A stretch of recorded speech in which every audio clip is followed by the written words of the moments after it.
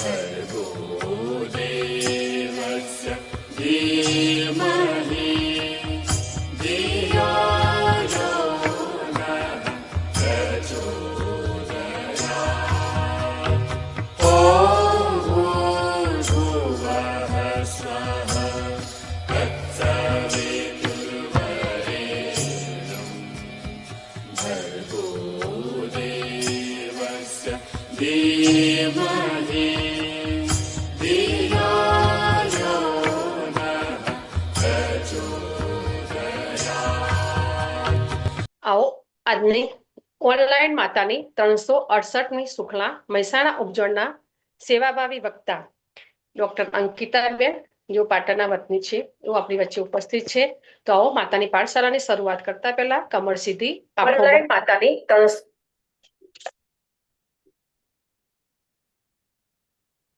આંખો બંધ, કમર સીધી, ઉગતા સૂર્યનું ધ્યાન કરતા એક સાથ ગાયત્રી મંત્ર. ॐ भूर्भुवः स्वः तत्सवितुर्वरेण्यं भर्गो देवस्य धीमहि धियो यो नः प्रचोदयात्।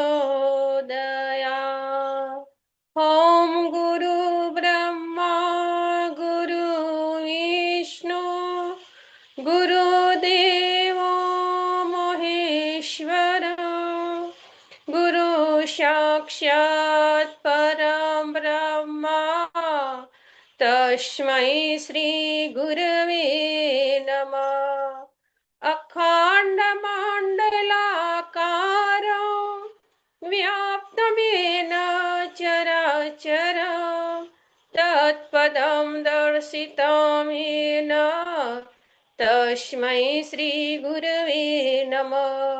होमायतु वरदे देवी त्रक्षरे ब्रह्मवादिनी गायत्री छन्दसा मातः ब्रह्मयोने नमोऽस्तुते ब्रह्मयोने नमोस्तुते। आओ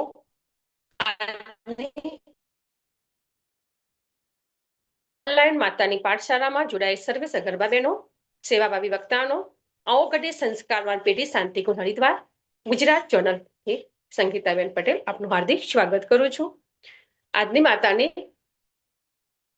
378મી શૃંખલા આપવા જઈ રહ્યા છીએ. મહેસાણા ઉપજોડના સેવાભાવી વક્તા ડોક્ટર અંકિતાબેન દરજી જો પાટણના વતની છે, જેમનું બરોડામાં અશ્વિની ગર્ભ સંસ્કાર આયુર્વેદિક ક્લિનિક અને ગર્ભ સંસ્કાર કેન્દ્ર પણ તેઓ લઈ રહ્યા છે. આપણી વચ્ચે ઓનલાઈન માતાની પાઠશાળામાં અનેક વખત એમને સેવા પણ આપી ચૂક્યા છે. સેવાભાવી છે, સાથે ગાયત્રી પરિવાર સાથે પણ જોડાયેલા છે. બેનશ્રી એટલા ઉત્સાહી પણ છે ગાયત્રી પરિવારના દરેક કાર્યમાં. તો આપણી વચ્ચે બેનશ્રી અંકિતાબેન જો આપણને આજે માતા અને બાળક વચ્ચેનો પવિત્ર સંવાદ, સ્તનપાન અને તેનું મહત્વ ખૂબ જ ઉપયોગી એવું આ સગર્ભા માતાઓનો વિષય છે. તો આજે આપણને આ વિષય ઉપર માર્ગદર્શન આપશે. તો ડોક્ટર અંકિતાબેનને હું વિનંતી કરીશ કે તેઓ પોતાનો માઇક અનમ્યુટ કરે. બેનનું હાર્દિક સ્વાગત છે ઓનલાઈન માતાની જય ગુરુદેવ. જય ગુરુદેવ. આજે આપણે જે તમે ગર્ભ સંસ્કાર કરાવો છો, ગર્ભ સંસ્કારમાં 3 ફેઝ હોય, બરાબર? એક તો છે કે જ્યારે તમે પ્રેગ્નન્સી કન્સીવ કરવાના છો એ નક્કી કર્યુંથી લઈને પ્રેગ્નન્સી કન્સીવ થાય છે એ એક ફેઝ. બીજો ફેઝ છે કે જ્યારે તમે પોતે પ્રેગ્નન્ટ છો એ ફેઝ. અને ત્રીજો ફેઝ છે કે જ્યારે તમારું બેબી આવી ગયું છે, બરાબર? તો આ 3 ફેઝ થયા ગર્ભ સંસ્કારનો. તો આજે આપણે જેના વિશે વાત કરવાના છે ને, આજે આપણે જેના વિશે વાત કરવાના છે તે છે સ્તનપાન, એનું મહત્વ, એમાં થતા પ્રોબ્લેમ્સ, એને કઈ રીતે આપણે સરખા કરી શકીએ, સોલ્યુશન લાવી શકીએ, અને એમાં વાપરવામાં આવતી અમુક વસ્તુઓ જે આપણી બાજુ નોર્મલી ઉત્તર ગુજરાત જેમાં ની પાછળવાળા જે ગામડા છે ત્યાં તો આ વસ્તુ હજી પહોંચી જ નથી, બરાબર. તો એના વિશે આપણે વિસ્તારપૂર્વક વાત કરશું, અને આ સ્તનપાન એ કેવી રીતે ચાલુ કરવું અને કેવી રીતે બંધ કરવું એની આખી પ્રોસેસ આજે આપણે જાણશું, બરાબર. તો આપણે અહીંયા મોસ્ટ ઓફ સંગીતાબેન બધા પ્રેગ્નન્ટ લેડીઝ જ છે કે પછી કોઈ છે કે જે ઓલરેડી આ મારો અવાજ નથી આવતો એવું લખીને મોકલે છે, તો નથી આવતો? એકદમ ધીમો આવે છે. એક મિનિટ. અવાજ તો આવે છે. આવે છે? હા આવે છે. પરફેક્ટ ને? હા પરફેક્ટ. ઓકે. તો હા, મને એ જણાવો ને કે અહીંયા આગળ બધા પ્રેગ્નન્ટ જ છે કે અમુક છે કે જેની ઓલરેડી ડિલિવરી થઈ ગઈ છે? અમુકની થઈ ગઈ. ઓકે. તો આપણે મોસ્ટ ઓફ જે વાત કરવાના છે એ ડિલિવરી પછીની જ વાત કરવાની, પરંતુ અહીંયા જે પ્રેગ્નન્ટ લેડી છે એ લોકોએ તો બહુ જ ધ્યાનથી સાંભળવાનું છે, કેમ કે એમની ડિલિવરી થવાની બાકી છે, બરાબર. તો જ્યારે તમારી ડિલિવરી થવાની હશે ત્યારથી જ લઈને તમારું બેબી 3 વર્ષનું ન થાય ત્યાં સુધી તમારા બધી વસ્તુઓનું ધ્યાન રાખવાનું છે, ઓકે. તો આપણે જોઈએ કે જ્યારે તમારી ડિલિવરી થાય છે તમારે બધાએ નોટ પેન લઈને બેસવું પડશે. આજે તો બહુ બધી નોટ કરવું પડશે, ઓકે. તો જ્યારે તમારી ડિલિવરી થાય ને ત્યારે જ તમારે તરત જ ઓન ધ સ્પોટ, કે જેમ કે તમારી ડિલિવરી થઈ ગઈ, ઓકે, અને બેબી બહાર આવ્યું, ત્યારે બેબી અને સાફ કરવા લઈ જાય છે, બરાબર. પરંતુ એને સાફ કરવાની જરૂર નથી. આજકાલ બહારની દેશના જે લોકો છે ને એને તો સાફ જ નથી કરતા, બરાબર. ક્લીન કરવાની જરૂર જ નથી. એ જે વેક્સ છે ખાલી નાકમાંથી પાણી નીકાળવાની જરૂર હોય છે, બાકી સીધું તમને આપી દે તો પણ ચાલે. પરંતુ તમને બેબી સાફ કરીને આપે છે અને તરત જ તમારે એ ફીડિંગ કરાવવાનું સ્ટાર્ટ કરી દેવાનું છે. તો હવે આ જે ફીડિંગ છે તમે કહેશો કે ત્યાં તો સ્યુચર્સ લેવાતા હશે, એટલે કે નીચે જે યોનિનો ભાગ હશે તે એપિજિયોટોમી કરી હશે કે કોટ લગાવ્યો હશે તો ત્યાં સિઝર્સ કરતા હશે ડૉક્ટર. તો પણ ત્યારથી જ તમારે ફીડિંગ કરાવવાનું સ્ટાર્ટ કરવાનું છે. તો ત્યારે તમારે શું કરવાનું છે ખબર? બેબી જોડે બ્રેસ્ટ સી સેક્શન આવશે, બધું જ આવશે, તમે ચિંતા ના કરો. બધું જ મેં આ પોઈન્ટ ટુ આજે જો નોટ પેન લઈને જ બેઠેલી છું, કેમ કે બહુ જ મોટો છે અને બધું જ કવર કરીશ, ઓકે.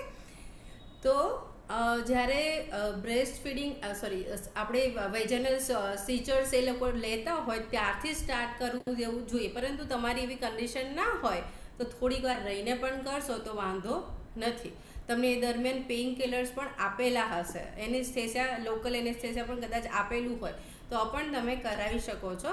અને આ જે બ્રેસ્ટ ફીડિંગ છે એમાં શરૂઆત તમારે બ્રેસ્ટ ક્રાઉલથી કરવાની છે. બ્રેસ્ટ ક્રાઉલ એટલે શું? તમારા બાળક જેવું જન્મે છે ને અને ડૉક્ટર તમને આપે છે ત્યારે તેને તમારા અહીંયા ગાડી મૂકવાનું, આ જે સ્ટમકનો ભાગ કહેવાય ને અહીંયા, ત્યાં ગાડી તમારે બેબીને મૂકવાનું અને બેબી એની જાતે જ એ ચડતું તમારા કોઈ એક સ્તન ઉપર જશે અને એ સ્તનપાન કરશે, અને કહેવાય બેબી બ્રેસ્ટ ક્રાઉલ, બરાબર. તો બ્રેસ્ટ ક્રાઉલ એ બહુ જ ઇમ્પોર્ટન્ટ છે, અને એ જે મેમરી હશે ને એ તમારી માટે અને તમારા બાળક માટે ખૂબ જ યાદગાર થશે. એટલે તમે જ્યારે જો વિડીયો શૂટિંગ કરતા હોય, બાકી તો તમારી માટે એટલું બધું યાદગાર હશે ને કે તમે એ વસ્તુને નહીં ભૂલી શકો. જેવું બેબી જન્મે છે એવું તરત જ એ બેબી બ્રેસ્ટ ક્રાઉલ કરશે, ઓકે. અને અમુક લોકોને કહેવાનું એવું હોય છે કે જેમાં પહેલાં એ બ્રેસ્ટ ક્રાઉલ કરીને ફીડિંગ કરે છે એમાં વધારે જ કરતું રહે છે ઓલ ઓવર એની જર્ની દરમિયાન, ઓકે. પરંતુ આયુર્વેદ પ્રમાણે તમારે છે ને પહેલાં રાઈટમાંથી બ્રેસ્ટ ફીડિંગ કરાવવું જોઈએ અને પછી લેફ્ટમાંથી. અને જ્યારે તમે બ્રેસ્ટ ફીડિંગ કરવાનું સ્ટાર્ટ કરો છો તો સારા એવા મંત્રનું જાપ કરી અને પછી પહેલાં રાઈટમાંથી અને પછી લેફ્ટમાંથી તમારે બ્રેસ્ટ ફીડિંગ કરાવવાનું છે, બરાબર. આપણે બ્રેસ્ટ ફીડિંગનું આજે આટલું બધું કેમ જોવાના છે એના પહેલાં એક કહેવત હતી, મારે કહેવાની હતી, રહી ગઈ. આપણે ખબર છે નાના હતા ત્યારે બધા મૂવી ચાલતા હતા બોલિવૂડમાં, ખાસ તેની માँ का दूध पिया તું આ જા સામને, ઓકે. તો એ જે ફિઝિકલી તો માતાનું દૂધ આપણને ફિઝિકલી તો સ્ટ્રોંગ કરે જ છે, પરંતુ સાથે સાથે આપણા જે ઇમ્યુનિટી છે ને એને પણ એટલું બધું સ્ટ્રોંગ કરે છે. એટલા માટે આ કહેવત બનાવવામાં આવી છે કે તેરી માँ का दूध पिया है तो તું સામને આ જા. એટલે એટલો સ્ટ્રોંગ બને છે બેબી. એટલે પરંતુ ક્યારથી, જો તમે ડે 1થી એને ફીડિંગ કરાવવાનું ચાલુ કર્યું હશે તો. ઓકે, તો તમે જ્યારે બેબીને જન્મ્યાને તરત જ ફીડિંગ કરાવવાનું ચાલુ કરો છો, ફર્સ્ટ અવર જે પહેલો કલાક હોય છે ને, મારો અવાજ નથી આવતો? આવે છે ને? અહીંયા મેસેજ આવ્યો કે ધીરો આવે છે. હા, ઓકે. તો જ્યારે બ્રેસ્ટ ફીડિંગનો જે પહેલો કલાક હોય ને, કે બેબી જન્મી ગયું અને જે પહેલો કલાક હશે ને એને કહેવાય ગોલ્ડન અવર. એટલે સોનાનો આ પેલો કહેવાય ને કે કલાક એવું નહીં, પરંતુ બહુ જ કિંમતી સમય. બરાબર, તો બહુ જ કિંમતી સમય છે આ રહ્યો. બરાબર, હું મારું લેપટોપ થોડું ઉપર મૂકું, કદાચ કોઈને અવાજમાં પ્રોબ્લેમ આવી રહી છે.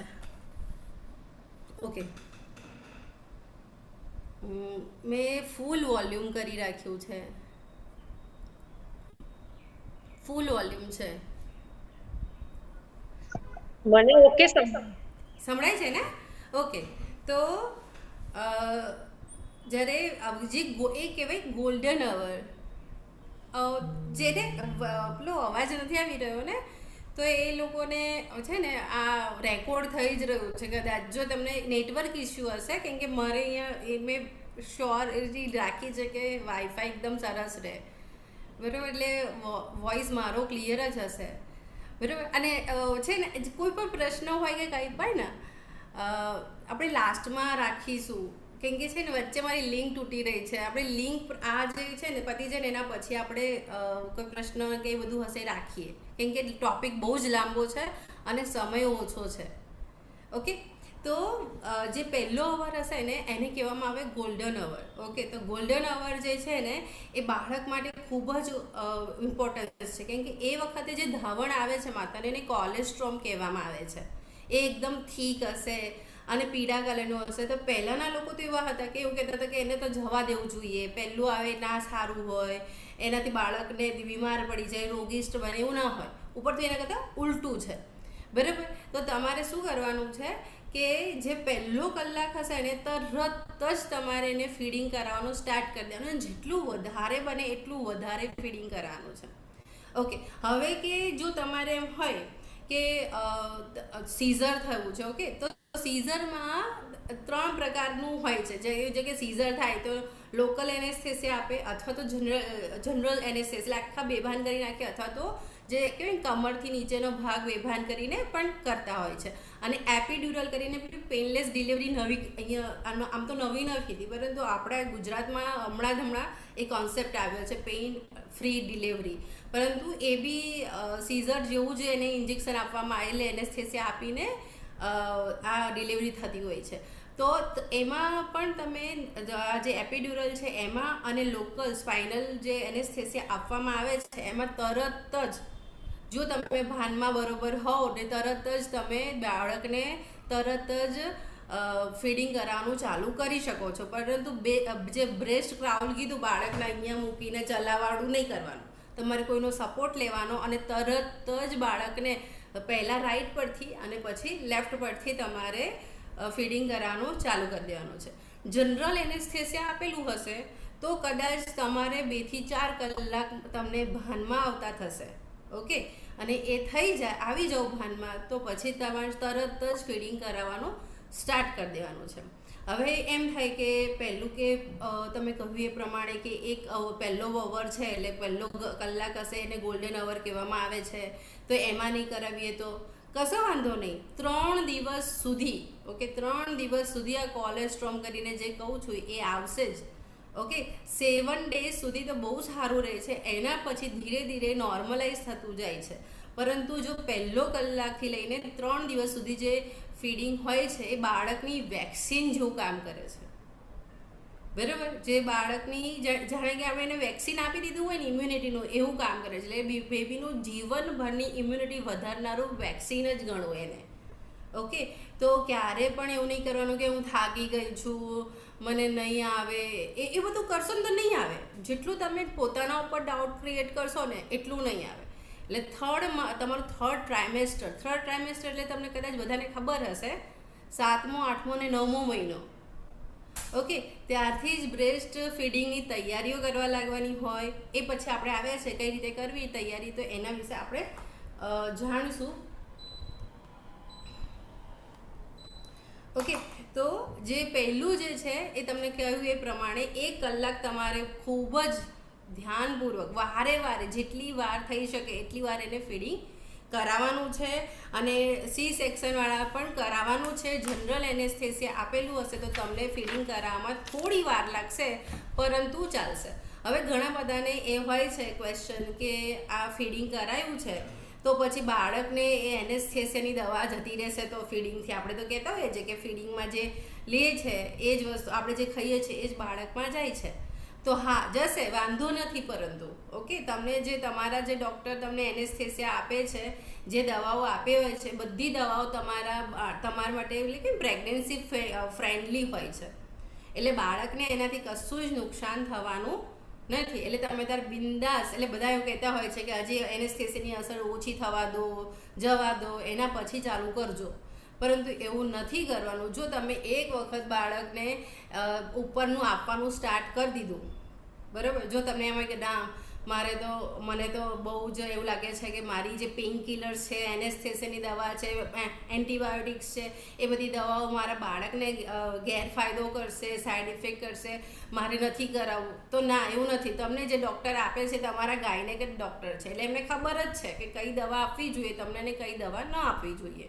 બરાબર, એટલે તમારે બિંદાસ ફીડિંગ કરવાનું તરત જ ચાલુ કરી દેવાનું છે.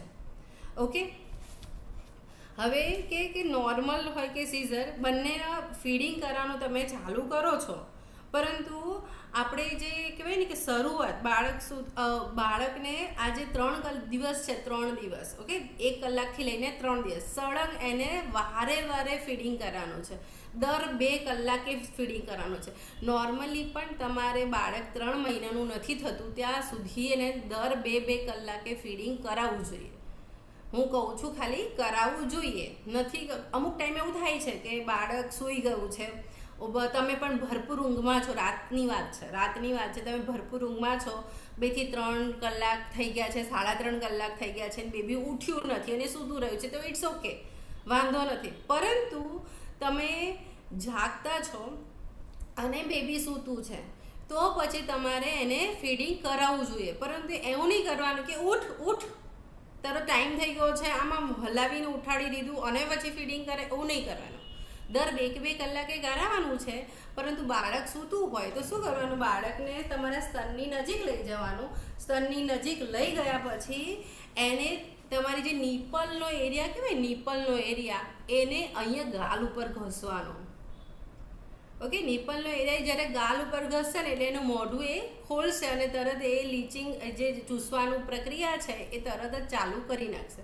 પરંતુ ક્યારેક એવું થાય છે કે બાળક બહુ ઊંઘમાં હોય છે તો એ પ્રતિક્રિયા નથી આપતું, તો તમે શું કરી શકો, બાળકને જે કહેવાય ને કે 1 થી 2 બૂંદ તમારે બ્રેસ્ટને દબાવીને તમારે નીકાળવાનું અને બેબી બ્રેસ્ટ ફીડિંગ કરવાનું સ્ટાર્ટ કરી દેશે. બરાબર, જે ભૂખ્યું હશે તો કરવા લાગશે, એ ભૂખ્યું નહીં હોય તો નહીં કરે.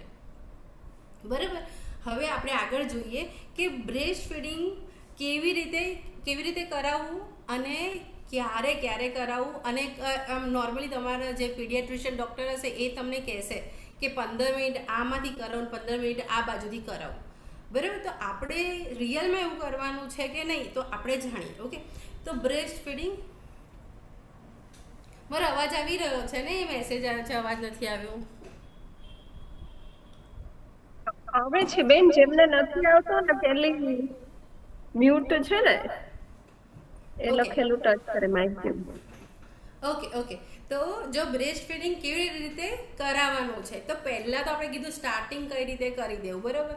પરંતુ આપણે શું કરવાનું છે કે જેમ કે હવે બેબીને તમે બ્રેસ્ટ ફીડિંગ સ્ટાર્ટ કરાવો છો. ઓકે, તો બ્રેસ્ટ ફીડિંગ સ્ટાર્ટ કરાવતા હોય ત્યારે તમને નવા છો, તમને ખબર નથી, તમને અમુક લોકો ડરાવી જશે કે પેલા તમારે બેબીનો શ્વાસ ન રૂંધાઈ જાય, નજર એવું રાખવાનું છે, કોઈની સામે કોઈ જોઈ જશે તો ટોકાઈ જશે, એવું કશું ના હોય. પરંતુ આપણે ધ્યાન બધી રીતે રાખવાનું છે. તો એના માટે શરૂઆતમાં તમારે શું કરવાનું છે, તો આપણે કહ્યું એ પ્રમાણે શરૂઆત તમારે રાઈટથી કરવાની છે, પછી લેફ્ટમાં પીવડાવવાનું છે. પરંતુ ડૉક્ટરનું જે પીડિયાટ્રિક ડૉક્ટર હશે એ તમને કહેશે કે તમારે 15 મિનિટ બંને બ્રેસ્ટમાંથી પીવડાવો. પરંતુ અમુક ટાઈમે એવું કંઈ નક્કી નથી હોતું કે બાળકને એવું નથી હોતું કે દિવસમાં કેટલી વાર પીવડાવવું, કેટલા સમય માટે પીવડાવવું, એવું કશું નક્કી જ નથી. ઓકે, તો અહીંયા ગાડી એક સિદ્ધાંત યાદ રાખવાનો છે. સંભળાય છે ને? એક સિદ્ધાંત યાદ રાખવાનો છે, એનું નામ છે ડિમાન્ડ એન્ડ સપ્લાય. તમારે કંઈ જ વિચારવાનું નહીં. જો તમારું બાળક માગે છે તો એટલે તમારે આપવાનું છે. જ્યાં સુધી માગે છે ત્યાં સુધી આપવાનું છે. આ તમને એમ થશે કે મારાથી થશે કે નહીં, તો નહીં થાય. તમારે ધ્યાન રાખવાનું છે અને થશે જ, કેમ નહીં થાય? તમે મધર બની રહ્યા છો તો તમારે કહે કે ભગવાન તો જે જન્મવાનો છે ને એનું પહેલેથી નક્કી કરીને જ મૂકે છે. એટલે જન્મ થાય છે એટલે એનું હોર્મોનલ એવું બનશે જ. હોર્મોન એવા બનશે એટલે ફીડિંગ થશે. જેવું એ વધારે શક કરે છે, બાળક જેટલું વધારે ચૂસવાની પ્રક્રિયા કરશે ને એટલું વધારે શરીરની અંદર તમારા હોર્મોન્સ એવા બનશે જેથી કરીને તમારું બ્રેસ્ટ ફીડિંગ વધારે ને વધારે બનવાનું શરૂ થશે. ઓકે, જેટલું વધારે બનશે એટલું વધારે તમારે બાળકને પીવડાવી શકો છો. એટલે તમારે ક્યારેય ચિંતા નહીં કરવાનું કે મારું બાળક વધારે પીવે છે તો શું થશે. નહીં, વધારે પીવે. એનું પેટ જ આટલું નાનું હશે એટલે એનું પેટ ભરાય ત્યાં સુધી જ પીવતા હોય છે. અમુક બાળકને એવી ટેવ પડી જતી હોય છે કે એ ખાલી નિપલને અંદર મોઢામાં રાખીને સૂવાની ટેવ પડી જાય છે. તો એવી ટેવ નથી રાખવાની. બાકી જ્યાં સુધી એ શક કરતું હોય ત્યાં સુધી તો એને પીવા દેવાનું છે. પણ ક્યારેક એવું થાય કે આમાંથી 15 મિનિટ પીવડાયા પછી ફરીથી બીજા બ્રેસ્ટ પર લાવીએ ને બાળકને તો એ પીવાનું છોડી દેતું હોય છે. એની એટલે લિંક હોય ને, હમણાં મેં કેવું કીધું કે હમણાં વચ્ચે ના પૂછતા, મારી લિંક તૂટે છે કેમ કે બહુ મોટો છે ટોપિક. તો એવી જ રીતે બાળકને પણ ક્યારેક, દરેક બાળકમાં એવું નથી હોતું પણ અમુક બાળકમાં એવું હોય છે કે બાળકની લિંક તૂટી જાય પીવાની અને પછી ચીડચીડો થઈ જાય અથવા તો એ સૂવામાં પડી જાય. બરાબર, તો તમારે શું કરવાનું કે વાંધો નહીં, ચલો બેબીને અડધો કલાક પૂરેપૂરો અથવા તો એના કરતાં પણ વધારે રાઈટ સાઈડથી જ પીવું છે તો એક હેર બેન્ડ રાખવાનો અને હેર બેન્ડને અહીંયા ગાડી રાખી દેવાનું. જો જમણી બાજુ પીધું હોય તો જમણી બાજુના હાથમાં રાખવાનો હેર બેન્ડ, બ્લેક કલરનો કે જે કલરનો રાખવો હોય, પરંતુ એક નક્કી રાખવાનો કે કયું તમારે પીવડાવ્યું છે, કયા બ્રેસ્ટમાંથી.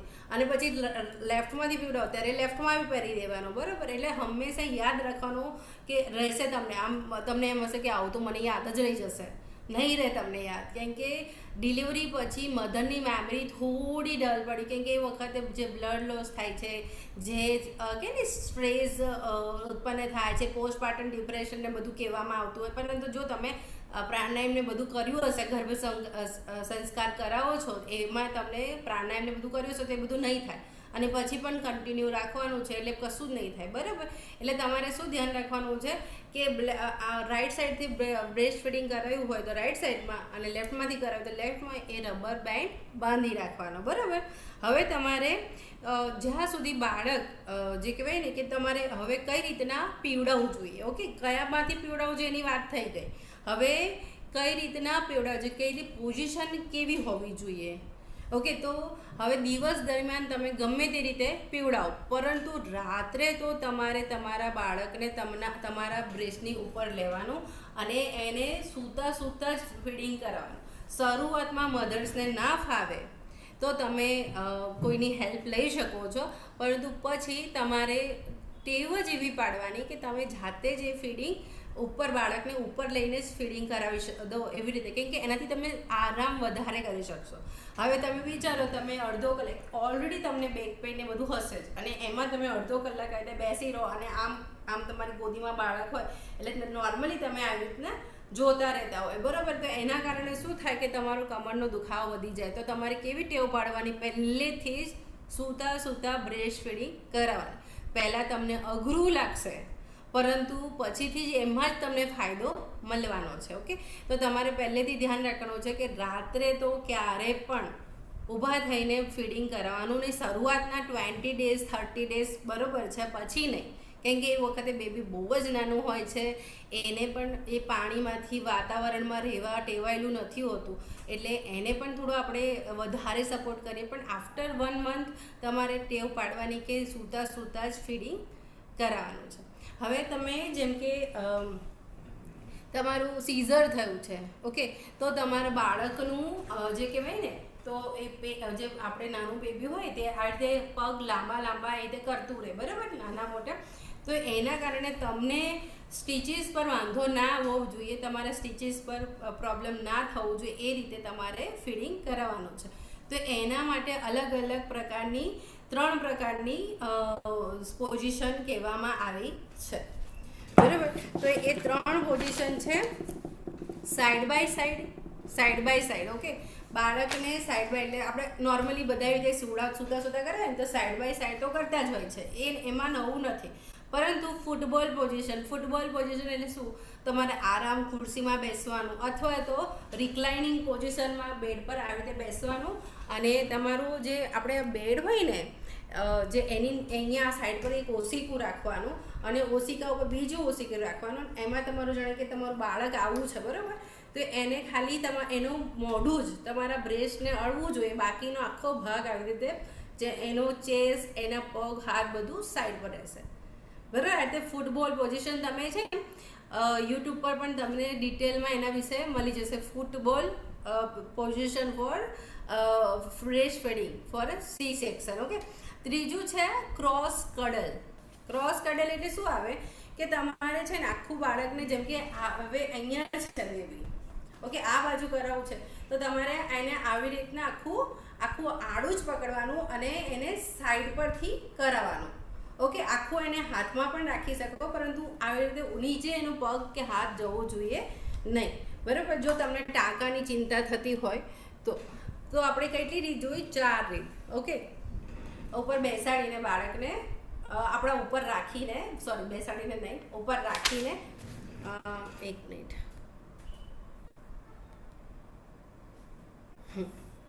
ઉપર રાખીને સાઈડ બાય સાઈડ, પછી ક્રોસ કડલ અને ફૂટબોલ. તમને આ બધું છે ને ઇન્ટરનેટ પર પણ સારી રીતે તમને ડિટેલમાં જોવું હોય ને તો મળી જશે. તમે નોટ કર્યું હશે તો તમને મળી જશે, તમે સર્ચ કરશો ને એટલે તરત જ, ઓકે. હવે આપણને જોઈએ કે બેબી ઓવરફીડ તો નથી કરી રહ્યું ને, કે વધારે તો નથી ખાઈ રહ્યું ને, એવું તમને લાગતું હોય તો એ તમને ભ્રમ છે. બાળક ક્યારે પણ ઓવરફીડ ના કરે, પરંતુ બાળક તમને એમ હોય કે નહીં મારું બાળક ઓછું ખાશે તો મને કઈ રીતે ખબર પડશે? તો આ નોટ ડાઉન કરવાની જરૂર છે કે તમને કઈ રીતે ખબર પડશે કે તમારું બાળક તમે જે ફીડિંગ કરાવો છો એનાથી સંતોષ નથી પામતું. તો એ છે ને એ સરખું ઊંઘે નહીં, ઊંઘે તો રડતું ઊંઘે, અને જાગે ત્યારે એકદમ ચીડચીડું થઈને રડતું ઉઠે, ઓકે. ઊંઘ બરોબર નથી, બીજું ચીડચીડું છે, ત્રીજું એક્ટિવ નથી, એ એકદમ સૂનમૂન આમ જ કરીને સૂતું જ રહે. કશું આપણે નોર્મલી બાળક કેવું હોય, આમ હલ કરે, આમ ચકડ વકડ જોયા કરે, જે બાજુ અવાજ આવતો હોય એ બાજુ જોવે, મમ્માનું મંગળસૂત્ર છે, વાળ છે, સાડીનું પલ્લું છે, કે કંઈ પણ ઓઢણી છે ને હાથથી આમ કર્યા કરે, એવું કશું જ ન કરે અને રડ્યા કરે એકદમ જોરથી, તો સમજવાનું કે તમને તમારું એ ફીડિંગ ઓછું પડે છે. હજી એક બહુ જ મહત્ત્વની વસ્તુ છે કે બાળક દર 2 કલાકે અથવા તો 1.5 થી 2.5 કલાક સુધી એ પીપી નથી કરતું. 6 કલાક સુધી પીપી નથી કરતું, 6 કલાકે કરે છે કે 7 કલાકે કરે છે, એવું બધું થાય છે, ઓકે. 2.5 કલાક મેક્સિમમ, 2.5 થી 3 કલાક મેક્સિમમ એ પીપી નથી કરતું, તો સમજવાનું કે તમારું બેબીને જે તમે એને ફીડિંગ કરાવી રહ્યા છો એ ફીડિંગ ઓછું છે. હવે ઘણાને એવું થતું હોય છે કે મારું બેબી મને મારા પીડિયાટ્રિક ડૉક્ટરે તો કીધું કે 15 મિનિટ આ બ્રેસ્ટ પરથી 15 મિનિટ આ બ્રેસ્ટ પરથી, એટલે અડધો કલાક ફીડિંગ કરાવું દર 2 કલાકે. પરંતુ મારું બેબી તો 1.5 કલાક સુધી ફીડિંગ કરે છે, તો મને લાગે છે કે મારું ફીડિંગ આવતું જ નથી. પરંતુ એવું ના હોય, બરાબર. બેબી ક્યારેક બેબી હંગ્રી બેબી અમે એને કહેતા જો હંગ્રી બેબી, અને સૂઈ જાય, તરત જ ફીડિંગ કરીને સૂઈ જતું હોય છે. તો ચિંતાની વસ્તુ નથી. જો બાળકમાં આટલા ગુણો મેં કીધા કે ચીડચીડું ના હોય, રમતા રમતા ઉઠે, એકદમ સ્માઇલી ફેસ સાથે ઉઠે છે, ચીડચીડું નહોતું થતું અને રડીને કે ને સૂતી વખતે ઉઠીને રડતું નથી, તો પછી તમારી ચિંતા, અને બાળક એક્ટિવ છે તો તમારી ચિંતા કરવાની જરૂર નથી. પરંતુ આનાથી વિપરીત છે તો ચિંતા કરવાની જરૂર છે. અને બાળક 24 કલાકની અંદર પીપી નથી કરતું તો તમારે પીડિયાટ્રિક ડૉક્ટર જોડે તરત જ જતું રહેવું, બરાબર? કેમ કે બીજા કોમ્પ્લિકેશન પણ હોઈ શકે છે. એટલે તમારે આ નોટ ડાઉન કરવાની જરૂર છે કે બાળક પીપી કરે, બાળક પ્રોપરલી ફીડિંગ કરે છે તો આપણને કયા ગુણો જોવા મળશે, બરાબર? તમે કોઈ લખી દીધું?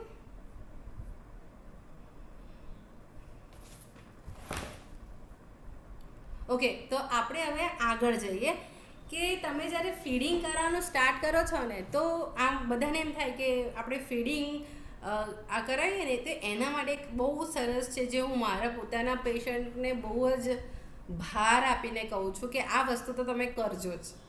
તો કયું વસ્તુ છે કે તમારે એક શિડ્યુલ બનાવવાનું છે.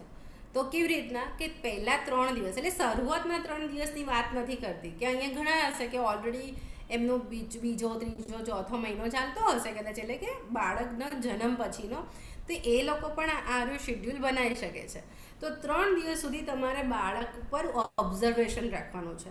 એક ટાઈમિંગ બનાવવાનો, બીજું છે કે એને એક તારીખ લખી દીધી, તારીખ જોડે એને ટાઈમ લખવાનો કે ફીડિંગ કરાયું, પહેલું ફીડિંગ કેટલા વાગે કરાયું, બીજું ફીડિંગ કેટલા વાગે કરાયું, ત્રીજું ફીડિંગ કેટલા વાગે કરાયું, ચોથું, એટલે દિવસમાં જેટલી વાર ફીડિંગ કરાવો છો એટલી વાર નોટ કરવાનું અને લખવાનું જોડે પીપી કેટલી વાર કરી. ઓકે, પીપી મેઇન છે, પીપી તો પીપી કેટલી વાર કરી તો એ તમારે નોટ કરતા રહેવાનું, બરાબર? તો હવે 3 દિવસ સુધી તમે નોટ કરશો ને એટલે તમને એક ટાઈમ ખબર પડી જશે કે તમારું બાળક કેટલા વાગે ઉઠે છે, કેટલા વાગે એનું ખાવાનું સ્ટાર્ટ થાય છે અને કેટલું એ ઊંઘે છે. ઊંઘવાનો ટાઈમ પણ ફિક્સ તમારે લખવાનો એમાં. ઓકે, તો આના પછી 7 ડેઝ સુધી તમારે એક શેડ્યુલ જો અમારે એનો એ જ ફોલો કરવાનો. તમને ખબર પડી જશે કે તમને એ સમય જે કહે ને સૂવાનો સમય, એ તમારે નોટ કરવાનો છે. અને એ સૂવાનો જે સમય હોય, બાળકનો સૂવાનો સમય, એના તમારે પોતાનું ધ્યાન રાખવાનું છે. ને હમણાં નવું નીકળ્યું છે મી ટાઈમ, પોતાના માટે ટાઈમ સમય કાઢવો જોઈએ, સેલ્ફ લવ, તો રિયલમાં એ કરવાની જરૂર છે. ઓકે, તો એ સમયમાં મોબાઈલ જોવો નહીં.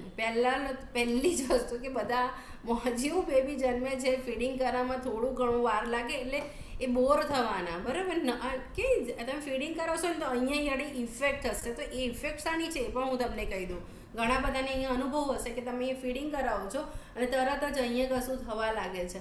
તો એ શું છે કે આપણી જે નર્વસ સિસ્ટમ છે ને, જ્યારે તમે ફીડિંગ કરાવો ને, બાળક જ્યારે ખેંચે છે દૂધ, ત્યારે આપણા નર્વસ સિસ્ટમ આપણા બ્રેનને સંદેશો આપે છે કે બાળક ફીડિંગ કરી રહ્યું છે.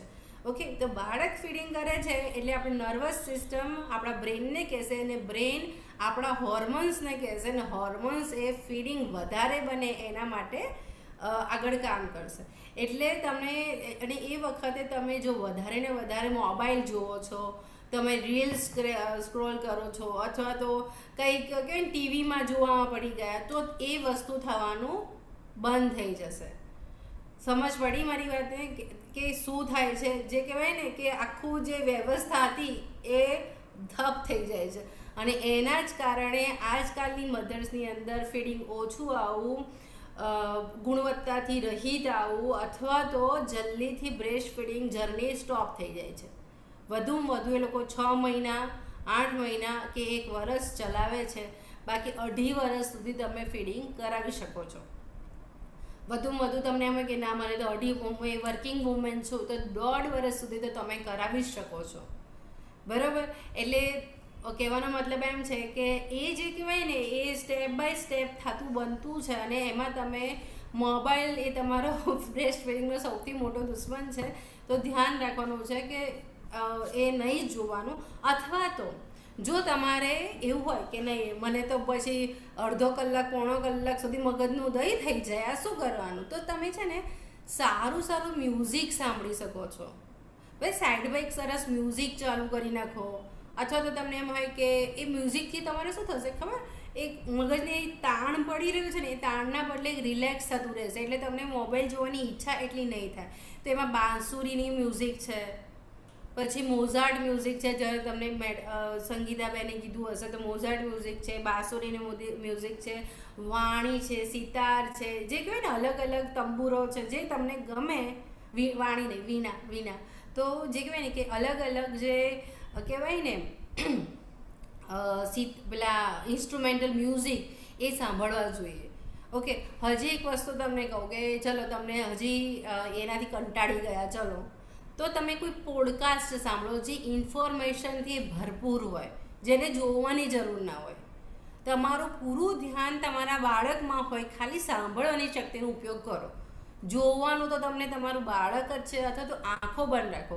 શરૂઆતના 3 મહિના જેટલું વધારે આરામ કરશો ને એટલું વધારે. હમણાં આગળ આવશે કે ફીડિંગ ઓછું થવાનું કારણમાં શું છે, તો કે મહેનત. તમે વધારે મહેનત કરો ને તો પણ ફીડિંગ ઓછું થઈ જાય, બરાબર. એટલે જ તમને ખબર હશે કે તમને શરૂઆતના 45 દિવસ તો ઘરમાંથી પણ બહાર જવાની ના છે, કોઈ પણ કામ કરવાની ના છે. એનું કારણ જ એ છે કે તમે જેટલો વધારે આરામ કરો ને એટલું વધારે ફીડિંગ આવે.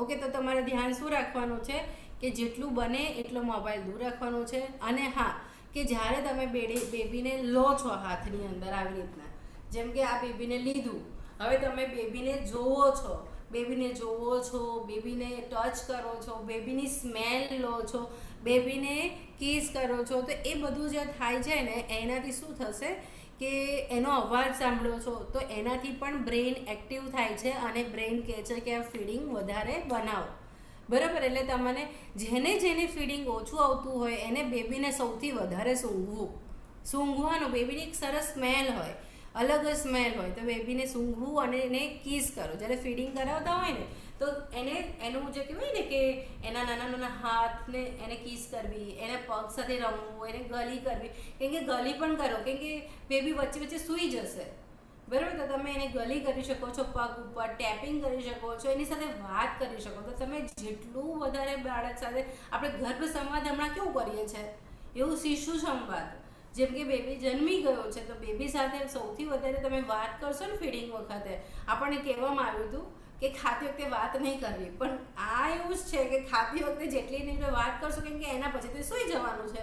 સૂતા બાળકને તો આપણે હેરાન નથી કરતા, કેમ કે શરૂઆતના 3 મહિને સૌથી વધારે સૂવે છે, બરાબર. એટલે તમે જેટલું વધારે વાત કરશો બાળક સાથે એટલું વધારે તમારું બંનેનું ઇમોશનલ બોન્ડિંગ થશે, અને એનાથી ફીડિંગ વધુ ને વધુ આવશે, અને એમાં કોઈ પણ જાતની રૂકાવટ આવશે નહીં.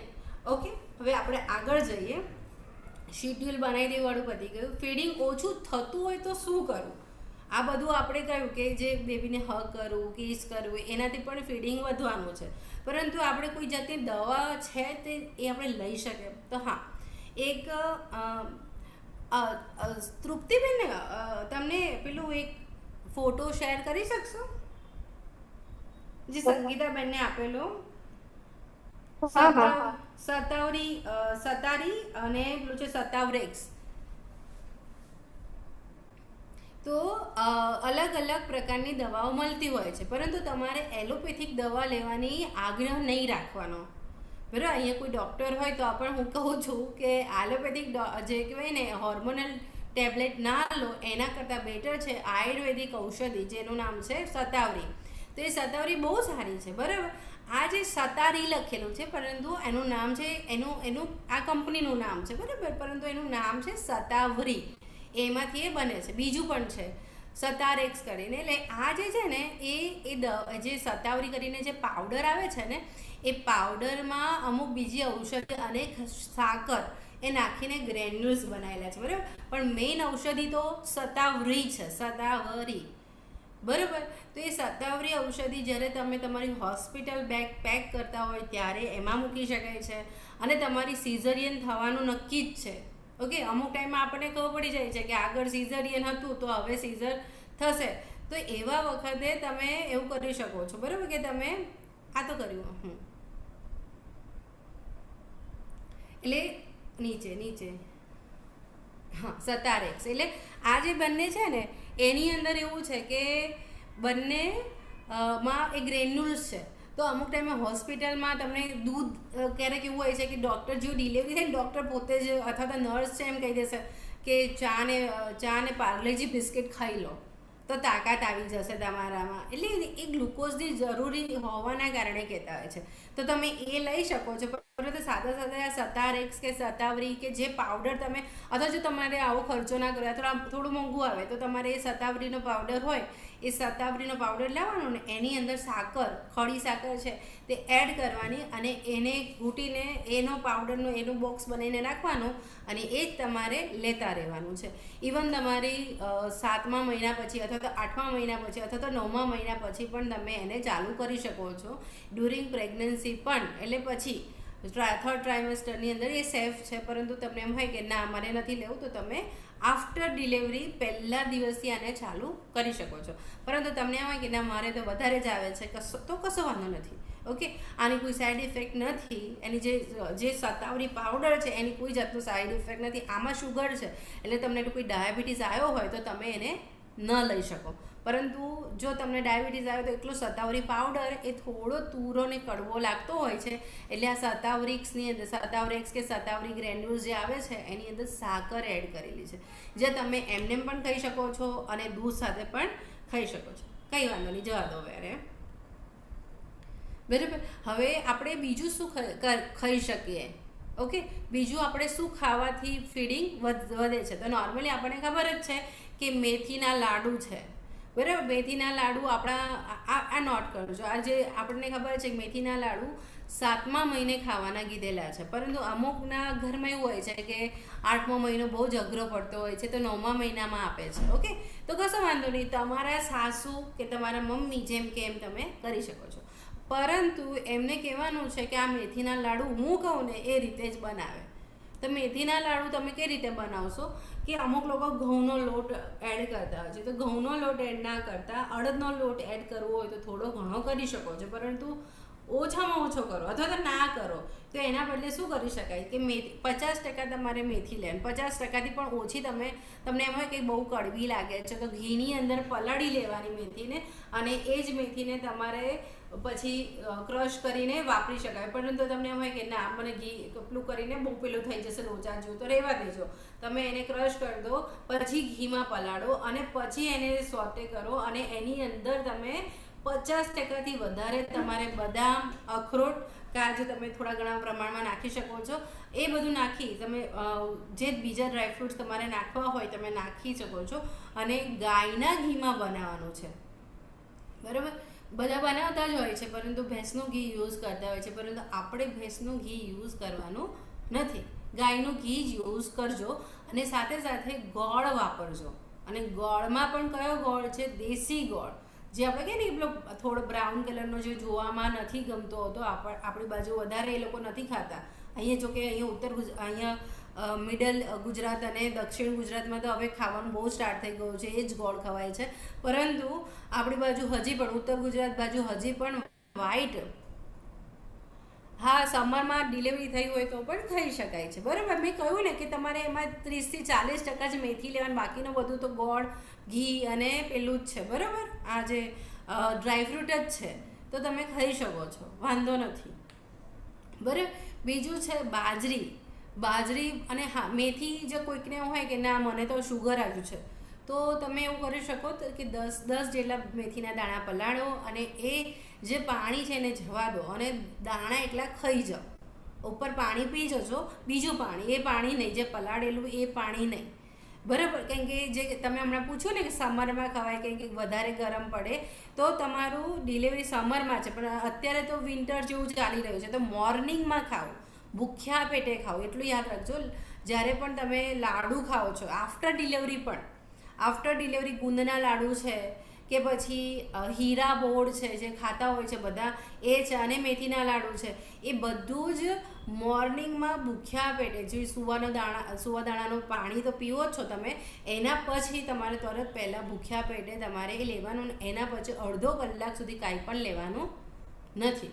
જો તમે વારે જે કંઈ પણ જમ્યા હશો ને એના પછી ભારે ભારે લાડુ છે, ગુંદના લાડુ, મેથીના લાડુ, વારે એ બધું ભારે ખાશો ને તો ઇનડાઇજેશન થશે, ઇનડાઇજેશનથી વાયુ થશે, અને વાયુ થશે તો કબજિયાત થશે, કબજિયાત થશે તો બધા પ્રોબ્લેમ ચાલુ થશે. તો તમારે શું કરવાનું છે, બધું જ ઓછી ક્વોન્ટિટીમાં વારે 2 કલાકના અંતરમાં લઈ લેવાનું, બરાબર. અને ભૂખ્યા પેટે લો તો વધારે સારું જલ્દીથી પચી પણ જાય છે. અને મોર્નિંગમાં લેવું, રાત્રે તો બિલકુલ જ ના લેવું, બરાબર. હવે આપણે આગળ જઈએ. બાજરી છે, બાજરીનો રોટલો છે, બાજરીના પૂડા બનાવતા આવડતા તો પૂડા બનાવવા, થેપલા બનાવી શકો તો એ પણ બનાવ. મેથી અને બાજરીના થેપલા, મેથી અને બાજરીના રોટલા, જે મસાલા રોટલા કહીએ છીએ, તો એ ભાવશે પણ સારું.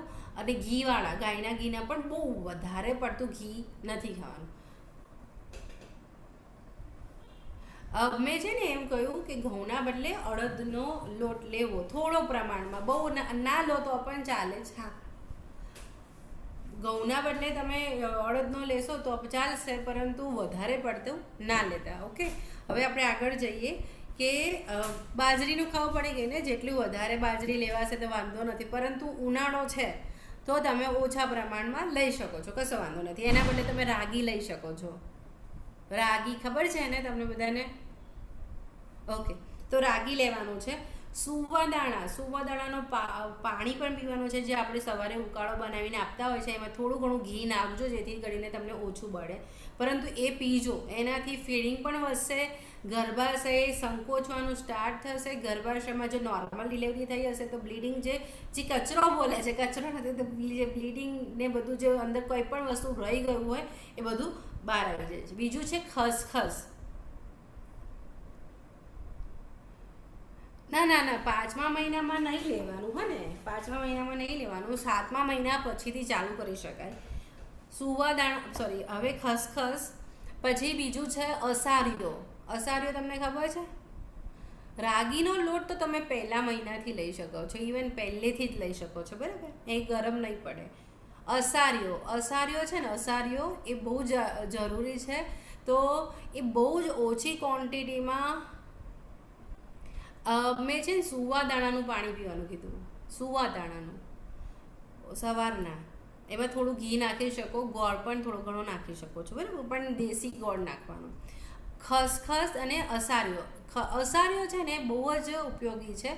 તો અસારિયો તમને કદાચ નહીં ખબર હોય તો એને ઓલિવ સીડ્સ પણ કહેવામાં આવે છે. ઇંગ્લિશમાં તમારે શોધવું હોય ને તો એને ઓલિવ સીડ્સ કહેવામાં આવે છે.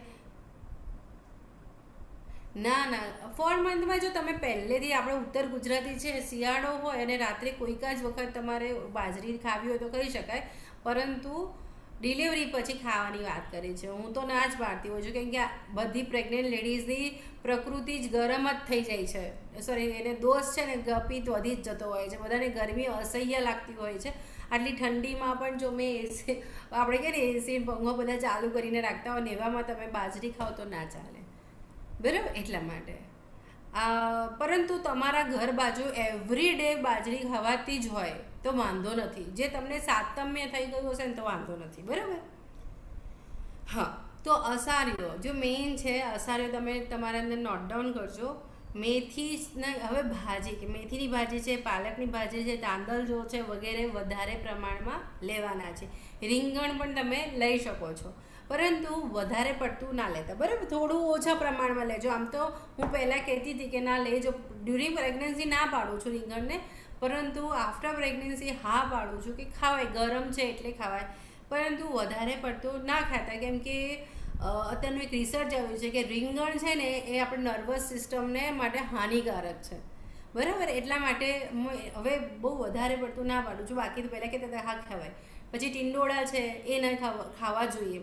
પછી વાલ, રાજમા, છોલે, એ કહેવાય ને કે બીન્સ, જે મોટા બીન્સ છે, છોલે, તો મોટા બીન્સ છે ને, તો હમણાં જ મેં થોડા દિવસ પહેલાં એક પોડકાસ્ટ જોયું તો આના સ્તનપાન વિશે. એમાં એક ડૉક્ટર કહેતા હતા કે જ્યાં રાજમા ખાવાનું ના પાડે છે, છોલે ખાવાનું ના પાડે છે, કિડની બીન્સ ખાવાનું ના પાડે છે, એ બધું વાહિયાત છે, બરાબર, કે ખાવું જ જોઈએ. એનાથી તો પ્રોટીન મળે છે, પરંતુ તમને મગમાંથી પણ પ્રોટીન મળશે, મઠમાંથી પણ મળશે, અડદમાંથી પણ મળશે, ચણા, દેશી ચણામાંથી પણ મળશે. તો તમારે વાત વર્ધક એવા મોટા દાણાવાળા શું કરવા ખાવા, બરાબર. અને એનાથી વાયુ વધે જ છે. તમારી જો પ્રકૃતિ, કેમ કે પ્રેગ્નન્સીના જે 45 દિવસ છે એમાં સૌથી વધારે કંઈ વધતું હોય તો એ વાયુ છે, બરાબર. એટલે જ તમને તમારા ડૉક્ટરે તરત જ ઘરે આવ્યા હશે એટલે એમને મસાજ વાળી બેન મસાજ કરવાનું કહે છે, એટલે વાયુ વધી ગયો છે ને એટલે જ મસાજ કરવાનું કહે છે.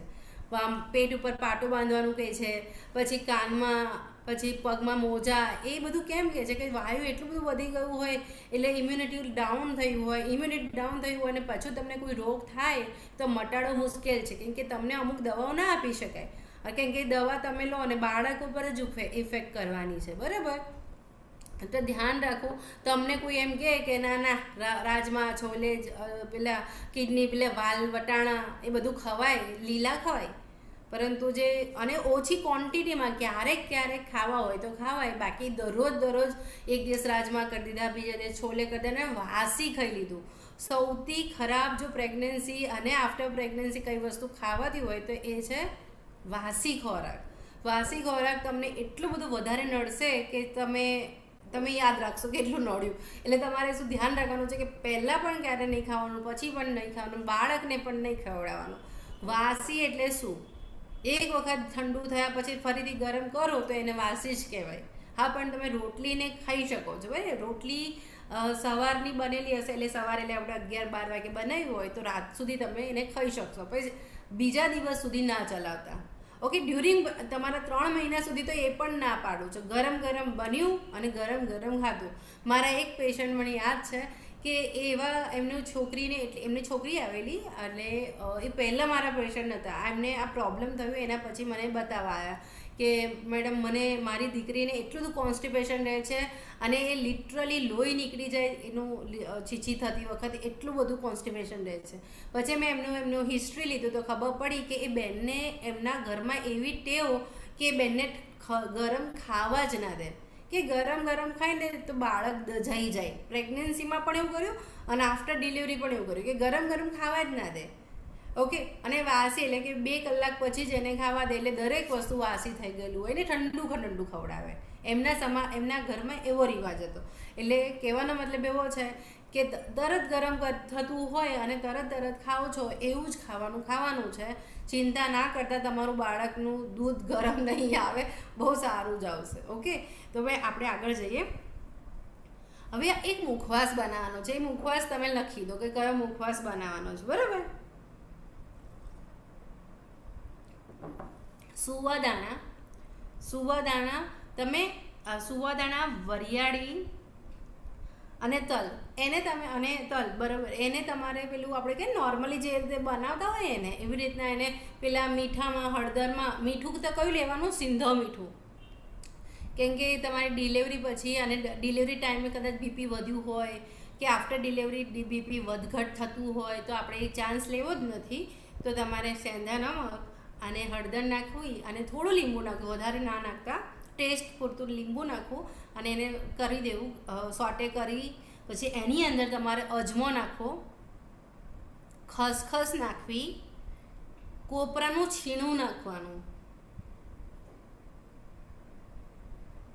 બરાબર. આ જે મુખવાસ થાય છે ને એ તમારે જેટલી વાર ખાવું હોય એટલી વાર ખાવાની છૂટ છે. 2 વાર, 3 વાર, 4 વાર, 5 વાર, 6 વાર, 7 વાર, જેટલી વાર ખાવું હોય એટલી વાર તમે ખાઈ શકો છો. એનાથી તમારું બ્રેસ્ટ ફીડિંગ સારું થશે. મેં છે ને તમે જો મેં અજમાને શેકવાનું નથી કીધું. હા, બોલો. અજમાને શેકવાનું નથી કીધું. અને ઘણા બધા અહીંયા લોકો છે કે જે એવું માને છે કે અજમાને તો શેકીને જ ઉપયોગ કરવો જોઈએ. અજમાને ક્યારે પણ શેકીને ઉપયોગ કરવો હોય તો ખાલી ધુમાડો લેવા, બાકી ખાવા માટે લેતા હોય, વાયુ વધી ગયો એના માટે લેતા હોય તો પછી નહીં કરવાનું. જો લખો સુવાદાણા, વરિયાળી અને તલ, એને નમક, સેંધા નમક, હળદર અને લીંબુ નાખીને પહેલાં પલાળી રાખવું 1-8 કલાક. પછી સોતે કરી દેવાનું. અલગ કરો તો બહુ સારું. પછી એને સોતે કર્યા પછી એમાં ખસખસ, કોપરું અને અજમો નાખી દેવાનો, બરાબર. લખાઈ ગયું ને? ઓકે, તો હવે આપણે આગળ જઈએ કે આ જે છે ને એ મુખવાસને તમારે છે ને તમારા બેડ ઉપર જ રાખવાનો. ઓકે, તમારું બેડ હોય ને ત્યાં જ રાખી મૂકવાનો, એટલે તમને વારે વારે ખાતા ભાવે. એવું નહીં કે સવારે જમ્યા પછી રાત્રે જમ્યા પછી, એવું નથી કરવાનું. વારે વારે ખાયા જ કરવાનું છે. જ્યારે જ્યારે ફીડિંગ કરવાનું હોય ને એના પહેલાં તમે ખાઈ શકો છો. હવે મેઇન આવે છે કે જેનાથી તમારું ફીડિંગ બહુ સારું થશે, એ છે પાણી. પાણીને હંમેશા પ્રેગ્નન્સી પછી પહેલાં ગરમ કરવાનું. તમારે 4 લીટર પાણી ગરમ કરી દેવાનું. એ ગરમ કર્યા પછી એને ઠંડુ કરવાનું. એને ઠંડુ કરેલું પાણી ગરમ પી શકાય તો બહુ સારું, પરંતુ ઠંડુ થવા દેવાનું અને દિવસ દરમિયાન એ જ પાણી પીતા રહેવાનું છે. તમે જ્યારે તમારું બાળકને તમારા હાથમાં લો ને ત્યારે પહેલાં 1 ગ્લાસ, એટલે જ્યારે ફીડિંગ કરવા માટે હાથમાં લો છો ત્યારે પહેલાં 1 ગ્લાસ જેટલું પાણી તમારે પી લેવાનું છે. અને તમને એમ થાય કે 1 ગ્લાસ તો બહુ જ વધારે, શું લખ્યું છે હવે આમાં કેવું છે, કીગન વોટર ને આરો વોટર હજી સુધી છે ને મેં રિસર્ચ નથી કર્યું, કેમ કે એ પાણી છે ને આલ્કલાઇન પાણી હોય, બરાબર. તો આલ્કલાઇન વોટર વારે ઘડીએ ના લઈ શકાય. ઓકે, તો નોર્મલ વોટર જ લો. ઉકાળેલું ઠંડુ પાડીને જે લઈએ છીએ એ જ વાળું પાણી તમે લો. તમે તાંબામાં રાખેલું પાણી પીવો છો ને એ પણ આલ્કલાઇન વોટર જ થઈ જાય છે. એટલે તમે તાંબાની બોટલ યુઝ કરતા હશો તો એ ચાલશે, પરંતુ એ કેવું કરીએ આપણે કે 1 કલાકમાં ખાલી થઈ જાય છે, એટલે વધારે આલ્કલાઇન વોટર ન થાય, એટલે એ વાળું ચાલશે. પરંતુ ગરમ કરીને એ જે પાણી છે ને એ જ તમારે લેવાનું છે. અને ગરમ પાણી પીવાનો એ પણ અલગ મહિમા છે. એનાથી વજન પણ સરસ ઉતરશે, ગર્ભાશય પોતાની સ્થિતિમાં પાછું પણ ફરશે, રક્તસ્રાવ જે પ્રોપરલી થવો જોઈએ એ થશે, ફીડિંગ સારું આવશે, ફીડિંગના જે દોષો છે એ પણ ઘટશે. એટલે તમે બને તો ગરમ કરેલું ઠંડુ પાણી પીવો, અથવા તો ગરમ પાણી જેટલું પી શકાય દિવસ દરમિયાન એટલું પીવો. બાકીનું તમે, કેમ કે હમણાં વિન્ટર છે તો પી શકાશે, આગળ સમરમાં કદાચ નહીં પી શકાય. પરંતુ જેની ડિલિવરી વર્ષા ઋતુમાં થવાની છે એને 100% ગરમ પાણી જ પીવું, એટલે લ્યુકવોર્મ વોટર, થોડું ગરમ, વધારે નહીં પણ થોડું ગરમ પીજો, બરાબર. અને આવું મેં કેમ કહું છું કે તમારે ફીડિંગ કરાવતા પહેલાં પાણી પીવું જરૂરી છે. તમે નોટિસ કર્યું હશે, દીપિકાબેન છે ને, આપણે બ્રેસ્ટ ફીડિંગનો ચાલી રહ્યું છે તો આપણે એના પર ટકી રહીએ, નહીંતર તો બહુ લાંબુ થઈ જશે, હજી બહુ બધું બાકી છે. તો જે મેં હમણાં જે ખાવાની ના પાડી ને એ જ વસ્તુ તમારે પ્રેગ્નન્સીમાં નહીં ખાવાની, એટલે તમારો વાયુ નહીં વધે, બરાબર. અને પ્રકૃતિ જેવી હોય તો પછી તમને જે પ્રાણાયામ સંગીતાબેને શીખવાડ્યા છે એનાથી પણ થશે. જે વસ્તુઓ મેં હમણાં ખાવાની ના પડે ને, આ કદાચ વિડીયો તમારે મળી જશે ને સંગીતાબેન, તો એ ફરીથી તમે જોજો. એમાં મેં જે વસ્તુ હમણાં ખાવાની ના પાડી છે ને એ જ વસ્તુ ડ્યુરિંગ પ્રેગ્નન્સી ને ખાઓ, એટલે તમારો વાયુ નહીં વધે, બરાબર. તો આપણે અત્યારના એ જો બ્રેસ્ટમાં વઢિયા પડી જતા હોય છે તો તમારે છે ને નારિયેળ, જ્યારે તમે બાળકને ફીડિંગ કરાવી, પાછળ આવવાનું જ હતું પણ વાંધો નહીં, આપણે લઈ લઈએ છીએ. પાણીવાળું આપણું કન્ટિન્યુ છે, મેં ભૂલી જાઉં તો. જ્યારે બ્રેસ્ટની અંદર વાઢિયા પડી જતા હોય છે તો એના માટે શરૂઆતથી તમારે તો શરૂઆતથી પ્રેગ્નન્સીમાં શરૂઆતથી 5મા મહિનાથી તમારે તમારા બ્રેસ્ટની જે નિપલ્સ હોય ને એ નિપલ્સ પર કોકોનટ ઓઇલ લગાવવાનું ચાલુ કરી દેવાનું. કેવું? જરા ગમતું, વધારે નહીં, આમ ઘસવાનું નથી, કેમ કે વધારે પડતું સ્ટિમ્યુલેશન જલ્દી ડિલિવરી કરાવડાવે. તો જરા ગમતું આટલું લેવાનું અને બંને નિપલ પર રાખી દેવાનું. અને નિપલના કવર્સ મળે છે, એ અલગ જાતના, પેલા વ્હાઇટ કલરનો આપણે મેકઅપ રિમૂવર કેવું હોય એના જેવું જ હોય છે. જો તમને એમ લાગતું હોય કે તમારે એવું કરવું છે તો કરો, બાકી તો જરાક અમથું ઓઇલ લગાવો છો તો કશું થવાનું નથી. રાત્રે સૂતી વખતે લગાવો, અથવા તો નહીં લીધા પછી લગાવો. તો આનાથી શું થશે, આપણે બ્રેસ્ટ હમણાં છે ને પછી તમે પૂછો કેમ કે બ્રેસ્ટ ફીડિંગનું આ રહી જશે નહીંતર. જો વજન વધારવા માટે છે ને પ્રોટીનવાળું વધારે લો, બરાબર. પ્રોટીનવાળું જેટલું વધારે ખાશો ને બાળકનું વજન છે ને પ્રોટીનથી વધારે વધે. તમે રોટલી, ભાત એ બધું વધારે ખાશો ને તો એનાથી ના વધે. બાળકનું વજન પ્રોટીનથી વધારે વધે, થોડું ઘણું વધે, ઘી છે એનાથી વધારે, પનીરથી પણ વધી શકે કેમ કે પ્રોટીન છે, બરાબર. રાગીનો લોટ છે એ બધું તમે વધારે લો, ચણા છે, મગ છે, લીલા ધાણા છે, દૂધી છે, એ બધું વધારે લો, હેલ્ધી ફૂડ છે વધારે લો તો એનાથી બાળકનું છે ને 7મા મહિનાથી શતાવરી તમે લઈ શકો છો, પરંતુ એક ટાઈમ લો, સવારના વહેલા લો, અથવા તો તમે જો તમને કશું જ વાંધો ના હોય તો તમે 7મા મહિનાથી લઈ શકો, બાકી 9મા મહિનાથી લેવું વધારે સારું છે, બરાબર. હવે આપણે આગળ જઈએ તો હા, તો એ વાઢિયા ના પડે એના માટે તમારે નારિયેળનો તમારે ઓઇલથી મસાજ કરવાનો છે, જરાક અમથું નિપલ ઉપર જ લગાવવાનો છે, વધારે મસાજ કરતા નહીં. ઓકે. અને તમારે બીજું શું ધ્યાન રાખવાનું છે કે આફ્ટર ડિલિવરી તમે જ્યારે પણ બાળકને ફીડિંગ કરાવી દો તેના પછી તમારે એને લૂછી લેવાનું છે. ઓકે. લૂછ્યા પછી તમારે જો વાઢિયા પડી જ ગયા હોય તો તેલ લગાવી અને તમારે ગરમ પાણીમાં નીચવી દેવાનું કપડું અને બંને બાજુ નિપલ પર મૂકી દેવાનું, જેથી કરીને ધીરે ધીરે તમારું એ જે કહેવાય ને કે એ એરિયા સોફ્ટ થશે અને તમને ધીરે ધીરે એમાંથી તમે બહાર આવી શકશો. તમે કોકોનટ ઓઇલ પણ લગાવી શકો છો, સાથે સાથે તમે આપણે કહેવાય ને કે ઘી પણ લગાવી શકો. ઘી સૌથી સારું, બરાબર. તો તમે ઘી લગાવી શકો છો તો તમે લગાવજો. અને આ મેં કહ્યું ને કે એના ઉપર ગરમ કપડું કરી અને મૂકજો. ગરમ કપડું એટલે ભીનું કપડું. ઓકે. તો ગરમ શેક ના આપતા, એ શેક પણ આપવાનો હોય તો ક્યારે આપે આપણે આગળ જોઈશું. હા, હવે આપણે પેલું જોઈએ કે પાછું આવી જઈએ પાણી ઉપર, કે કેમ પાણી આટલું બધું મહત્ત્વનું છે. તો તમારું જે બ્રેસ્ટ ફીડિંગ જે છે, જેને કહેવાય સ્તન્ય, એ સ્તન્યમાં 88% ખાલી ને ખાલી પાણી છે, બરાબર. એટલે જ આપણે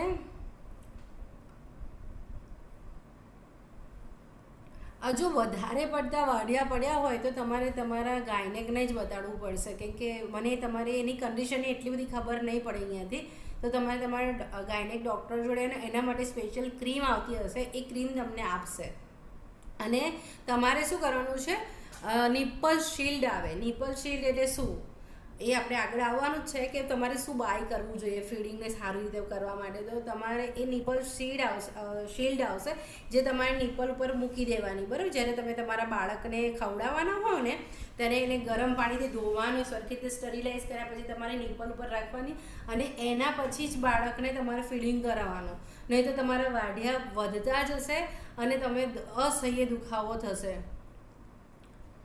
હા, એ વાઢિયા પડવાનું રીઝન છે કે એ નિપલ એરિયા ડ્રાય થઈ જાય. વારે વારે તમે એનું કે ચૂસ્યા કરે ને એનાથી એ ડ્રાયનેસ વધે. એ ડ્રાયનેસ ના વધે એટલે જ આપણે ઘી, તેલ, મસાજ, એ બધું ઘી ખાવાનું, તેલથી મસાજ એ બધું કરાવતા હોઈએ છીએ. એ જો એ પ્રોપર થશે ને તો બહુ જ ઓછા પ્રમાણમાં લોકોને વાઢિયા પડતા હોય છે. તો તમે નિપલ શિલ્ડનો ઉપયોગ કરો, જેને આ 5મા મહિનામાં વાઢિયા વધારે પડી ગયા છે, એ નિપલ શિલ્ડનો ઉપયોગ કરો, જેથી કરીને વધારે વાઢિયા ના પડે અને અસહ્ય પેઇન ના થાય, બરાબર. અને જે મેં કહ્યું કે તે ઘી લગાવ્યા પછી ગરમ પાણીનો ટુકડો અહીંયા રાખો.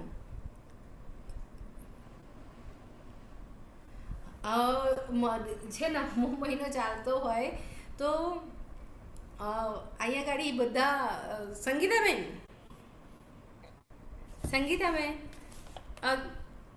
તમે અનમ્યુટ કરો ને 1 મિનિટ, મને દેખાતા નથી. બોલો, મારો વિડીયો.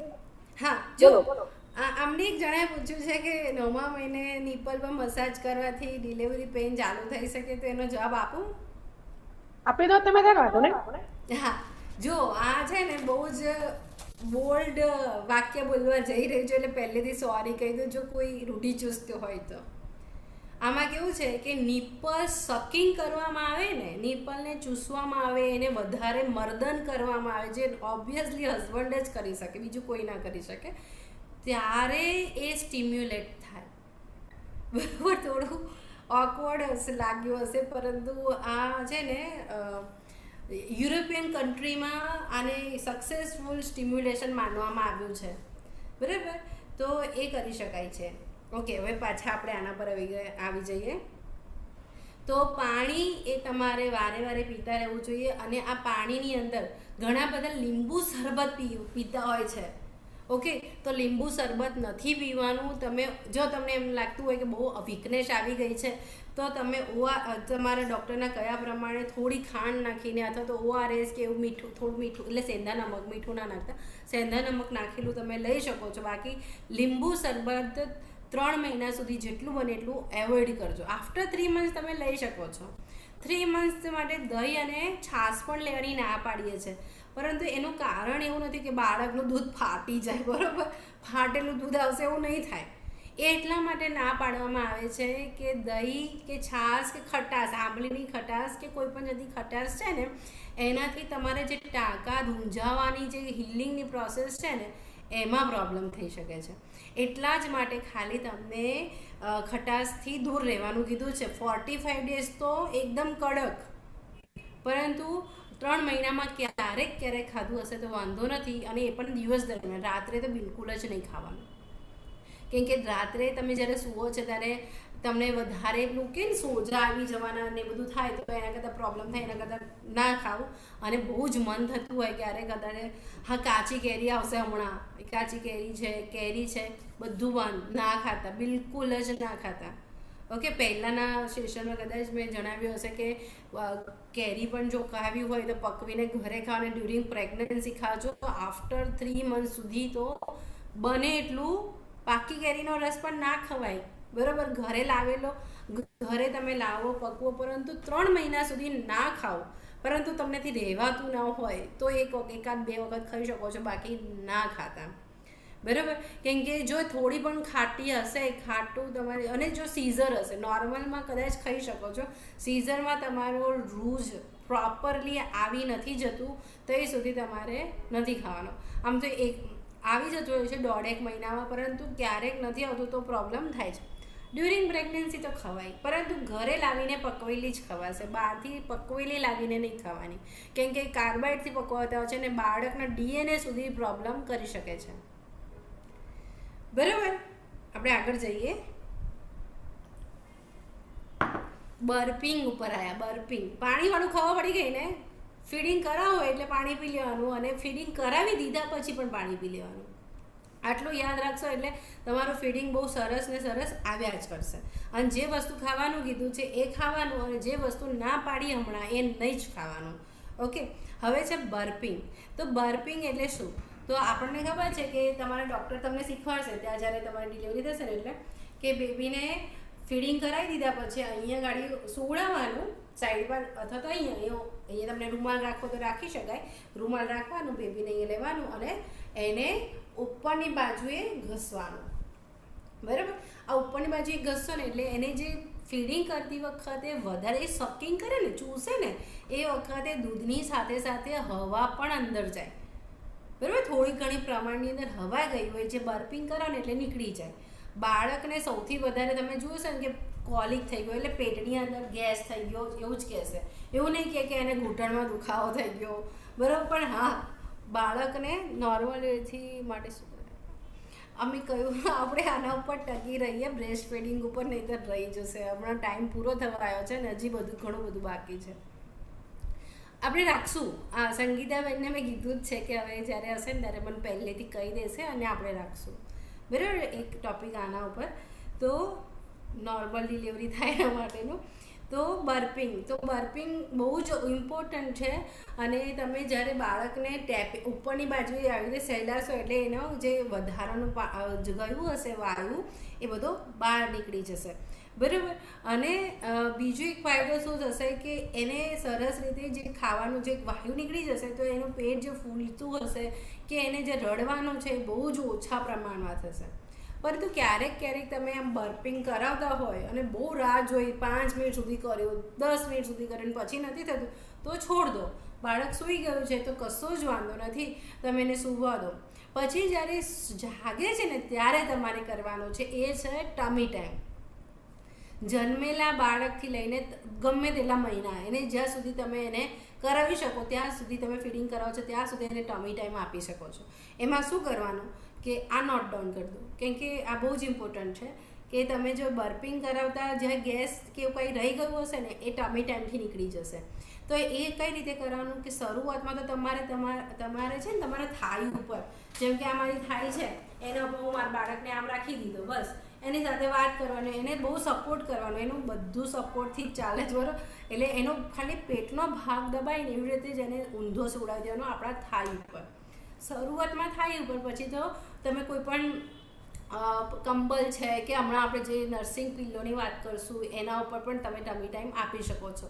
તો ટમી ટાઈમથી એના પેટ દબાશે એટલે પેટનો બધો વાયુ ઓડકાર સ્વરૂપે અથવા તો ગેસ પાસ થઈ જશે.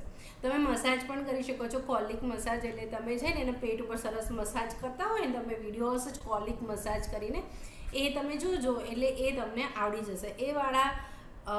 એ મસાજ કરવાથી પણ બાળકને ગેસમાંથી રાહત મળે છે. બાળકને સૌથી વધારે પ્રોબ્લેમ એના જ થતા હોય છે, પણ રાત્રે જાગે છે ને રડે છે બધું એના કારણે. પણ તમે આ કરશો એટલે એ રડવાનું અડધું ઓછું થઈ જશે. બરાબર, હવે આપણે આગળ જઈએ. બાળકને છે ને ગેસ થવાના બીજા પણ કારણ છે. માતાનો ખોરાક જ એવો હોય કે બાળકને ગેસ થઈ જાય.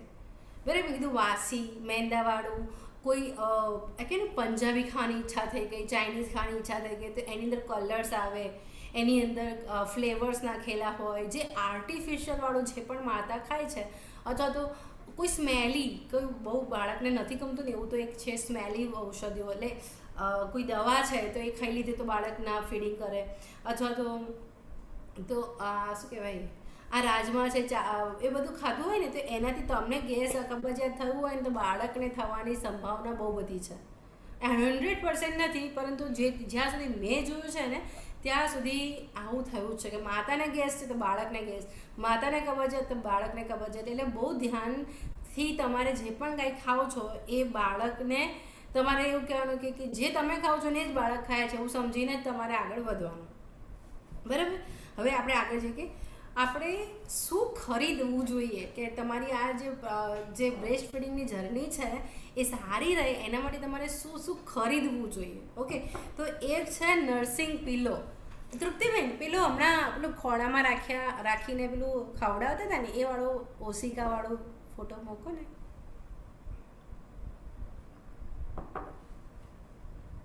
તૃપ્તિબેન,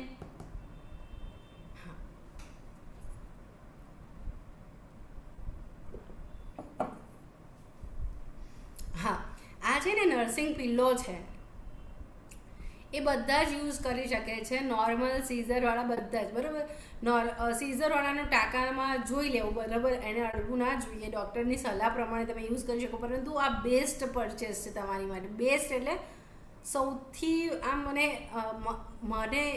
તો ગિફ્ટમાં મળેલું, પરંતુ સૌથી બેસ્ટ પરચેસ સાબિત થશે. આ પિલ્લો બધી રીતના કામનો છે. એવું નથી કે ફીડિંગ કરાવતી વખતે જ કામમાં આવશે.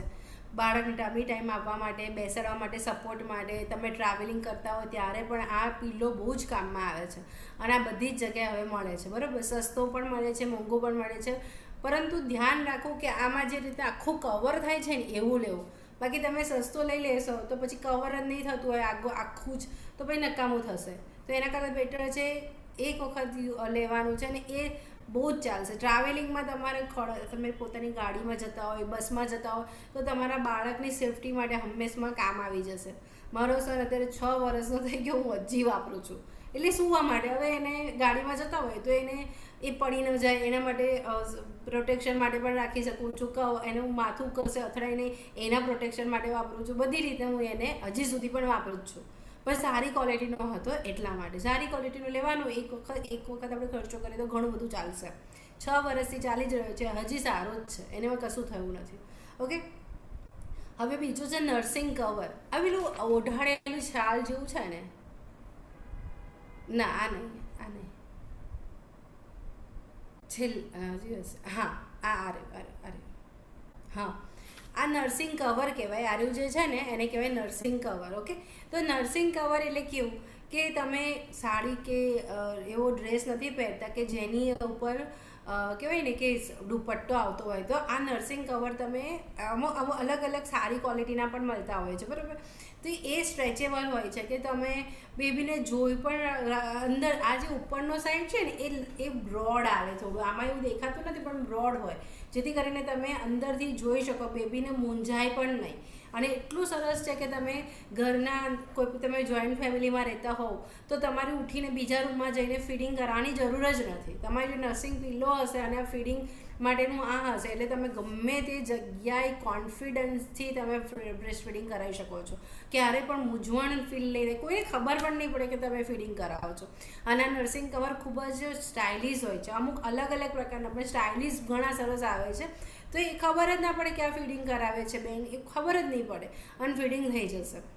એટલે બેબી ચીડચીડું પણ નહીં થાય. તો તમે કોઈ પણ જગ્યાએ ફરવા જાઓ છો તો બધાની વચ્ચે તમને શરમ આવે અને તમે રાહ જો કે તમે કોઈ જાય એના પછી ફીડિંગ કરાવો કે એવું કશું જ કરવાની જરૂર નહીં. તમારે આ પહેરી લેવાનું અને મસ્ત રીતે તમારું નર્સિંગ પિલો લઈ ગયા હોય તો એ યુઝ કરો, ના લઈ ગયા હોય તો જસ્ટ આ કવર તો તમારે જોડે ને જોડે રાખવાનું. પર્સમાં અને બહુ જ સરસ કપડું આવતું હોય છે.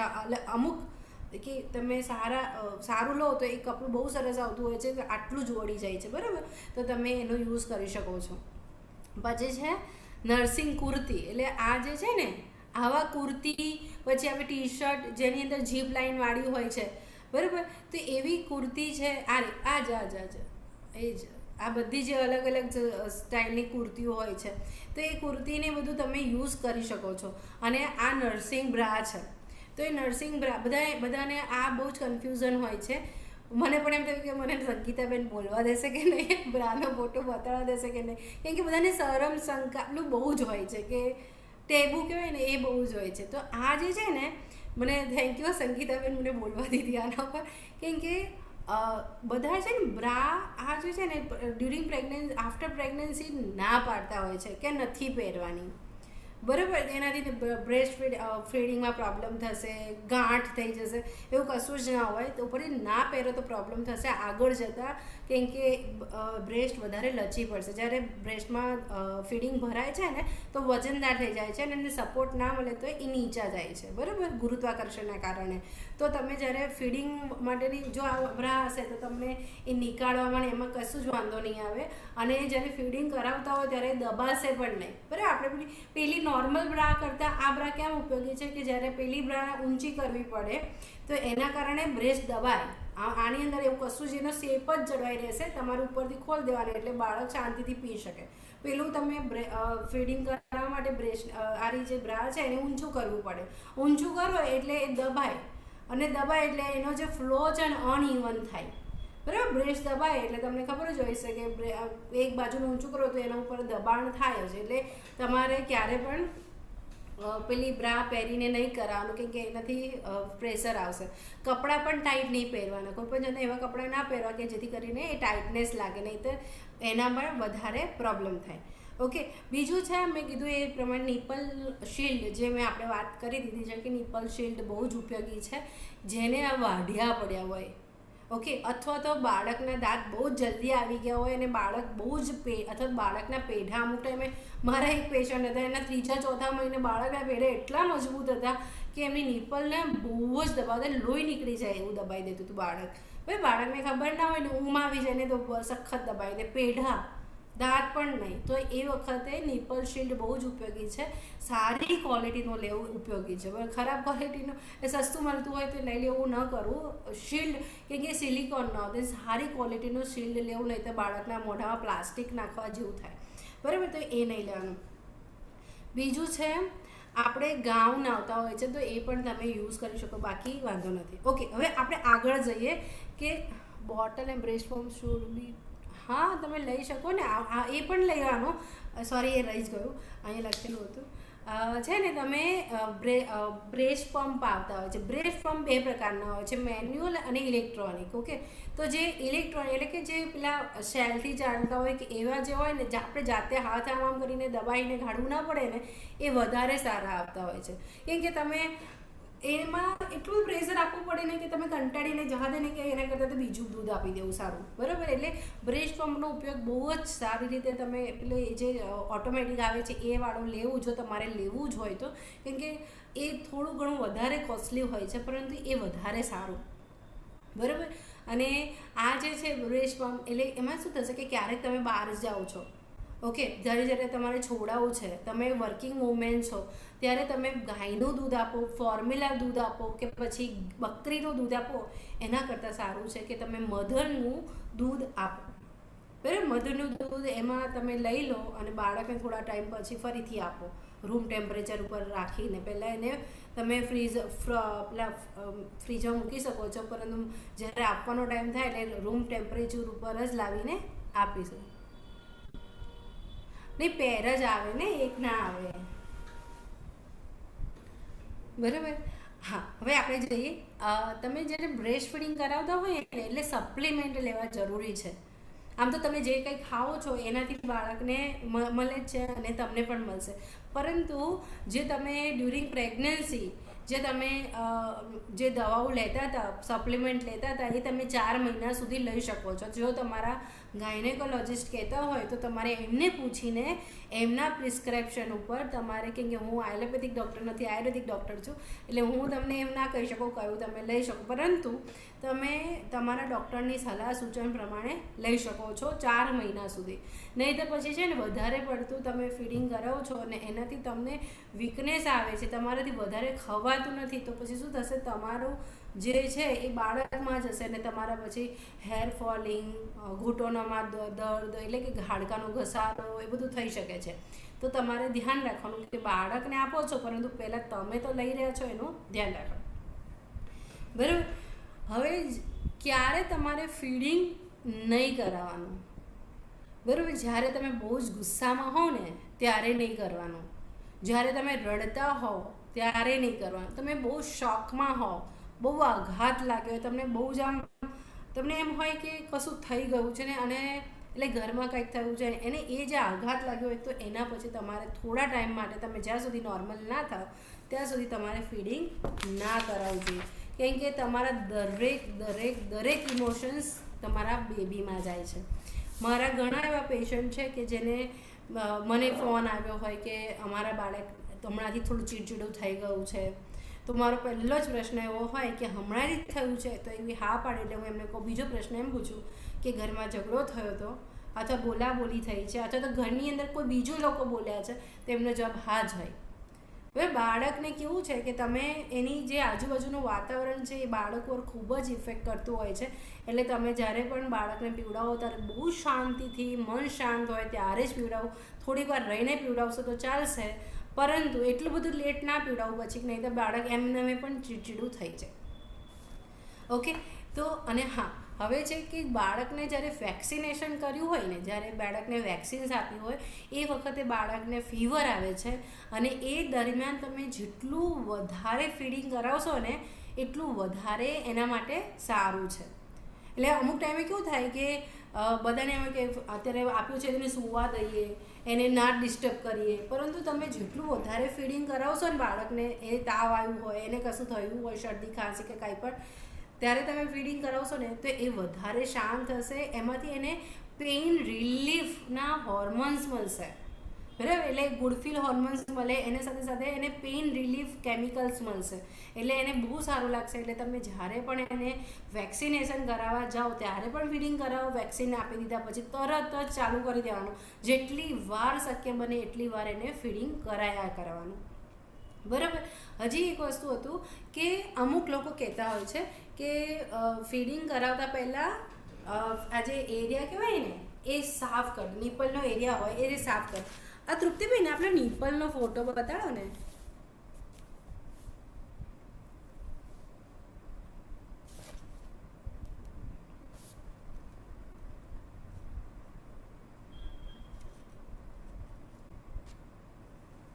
હા, તો આ જે છે ને એ જે આ નિપલ લખ્યું છે ને, એરોલા લખ્યું, બરાબર. તો આપણે જ્યારે પીવડાવવા બેસીએ ને તો નોર્મલી મધર શું ભૂલ કરતી હોય છે કે આ જે પહેલી નિપલ લખેલો છે એટલો જ મોઢામાં મૂકી દે બાળક, પરંતુ આખો એરિયા જે ડાર્ક હોય ને એ આખી સુધીનો બાળકના મોઢામાં જવો જોઈએ, પરંતુ શરૂઆતમાં નથી જતો. ઓકે, કેમ કે બાળક નાનું છે, એટલો બધો ફોર્સ નહીં કરે, વાંધો નહીં, હવે જવા દો.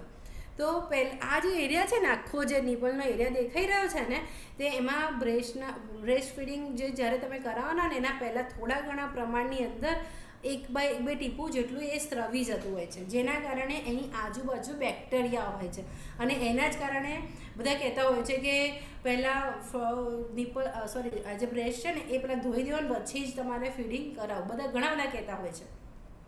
બિલકુલ જ એવું નહીં કરવાનું, પરંતુ જેમ કહ્યું એ પ્રમાણે એમાં નારિયેલ ઓઇલ, ઘી કે પછી કોઈ ક્રીમ લગાવી હોય તો પહેલાં વોશ કરો, બાકી ક્યારે પણ નિપલ એરિયા વોશ કરીને તમારે ફીડિંગ કરાવવાનું નથી. તમે એવું કરશો તો એની આજુબાજુ જે બેક્ટેરિયા આવ્યા હતા એ બેક્ટેરિયા જતા રહેશે, બરાબર. બેક્ટેરિયા, તમને એમ કે બેક્ટેરિયા જતા રહે તો બહુ સારું ને, પરંતુ એ બેક્ટેરિયા ઇન ફ્યુચર જે તમારા ગટ બેક્ટેરિયા છે ને એનો પાયો નાખવાના છે.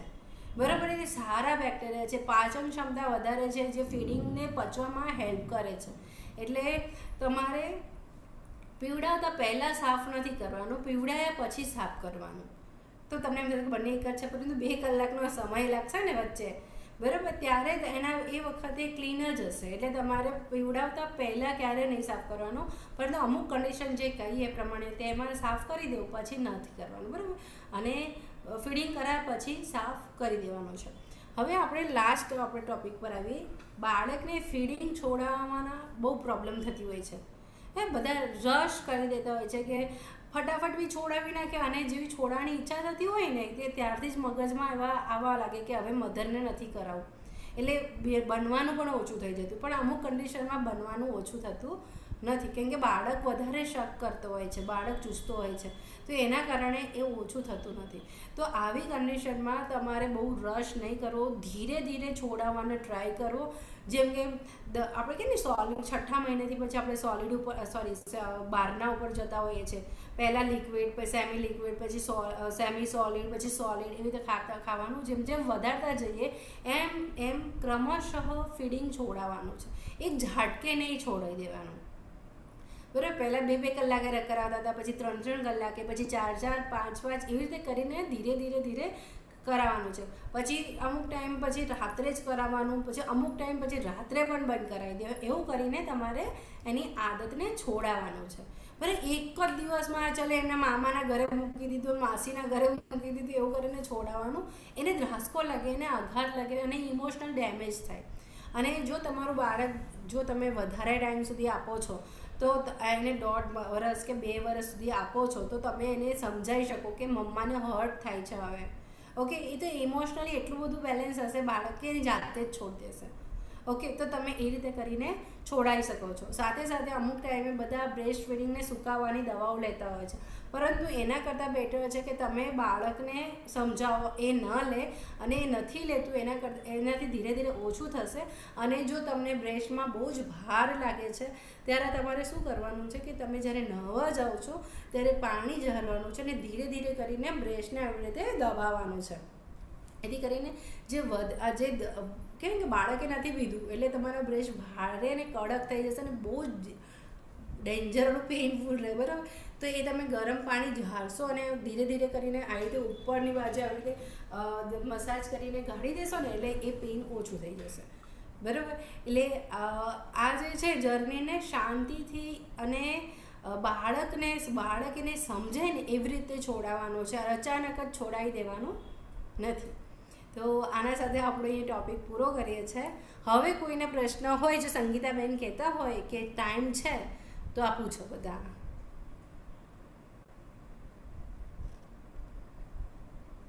ટાઈમ તો પૂરો પણ 5 હા, તો વાંધો નહીં, 5 મિનિટ છે તો 5 મિનિટમાં જેટલા પ્રશ્નો થાય એટલે આપણે કરી દઈએ, બરાબર. છે કોઈ પ્રશ્ન? ઓકે. જો 9 મહિના, જો આમ તો કેવું છે આયુર્વેદમાં કહ્યું છે કે જેવી રીતના આંબા ઉપર કેરી પાકી જાય ને તો જાતે જ ખરી જાય ને, એવી રીતના બાળકના 9 મહિના પૂરા થાય એટલે એનો જો ને કે વિકાસ પૂરેપૂરો થઈ ગયો હોય ને એટલે જાતે જ સ્ટાર્ટ થઈ જાય લેબર પેઇન. એટલે એમાં વધારે કંઈ કરવાની જરૂર નથી, પરંતુ તમને જે ડક વર્ક શીખવાડ્યું હોય તે કરી શકો છો. પરંતુ આના ચક્કરમાં બધા દિવેલ પી લે છે, એ બધું નથી કરવાનું, બરાબર. દિવેલ પી લે એટલે ડાયરિયા થઈ જાય તો આગળ બાળકને પણ પ્રોબ્લેમ નહીં, તમને પણ પ્રોબ્લેમ. એટલે તમે તમારા 9 મહિના જે તમે એક્સરસાઇઝ સંગીતાબેને શીખવાડી હશે, સંગીતાબેને જે શીખવાડી છે એ એક્સરસાઇઝ, પ્રાણાયામ અને જે કંઈ ખાવા પીવાનો જે ડાયટ કીધો હોય એ જ વાળો તમે કરો. વધારે પડતું હાર્શ ના કરો. ચલો 9મો મહિનો પૂરો થવા આવ્યો જ છે તો આપણે કરી જ નાખીએ એવું નહીં. શાંતિથી તમારે તમારા બાળક સાથે ગર્ભ સંવાદ ચાલુ રાખવાનો, અને એનો એ દિવસ આવી જશે એટલે એને જાતે જ, મેં કહ્યું ને કે આયુર્વેદમાં કીધું છે કે પાકેલી કેરીને જાતે જ ખરી જાય, એવી રીતે બાળકની ડિલિવરી એમ જ થઈ જવી, એટલી સરળ થવી જોઈએ. જો તમે યોગ્ય તમારો ડાયટ, તમારો યોગ્ય એક્સરસાઇઝ ને એ બધું કર્યું હશે તો. આ નારિયેળ પાણી તો તમે પહેલા જ મહિનાથી લઈ શકો, વાંધો નહીં. પીવું જોઈએ કયા ટાઈમે એ છે ને તમારે 11-12 વાગ્યા પહેલાં જ પીવું જોઈએ, અને સ્ટ્રોથી ના પીતા, આવી રીતે ગાળીને પીવાનું, બરાબર. બ્રેસ્ટ ફીડિંગ ઉપર કંઈ પ્રશ્ન હોય તો વધારે સારું.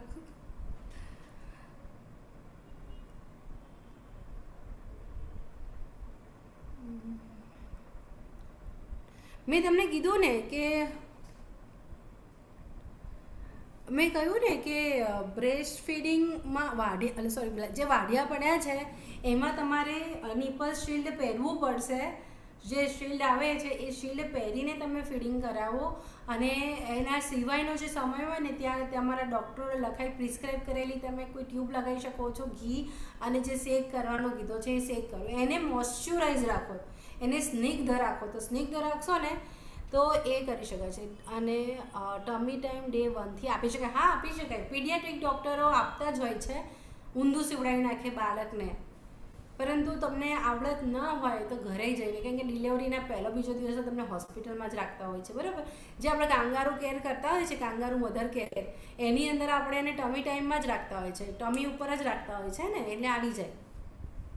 સાઈડ બાય સાઈડ લાઈન ક્યારથી કરી? પહેલા જ દિવસથી. તમે કમ્ફર્ટેબલ છો તો પહેલા જ દિવસથી.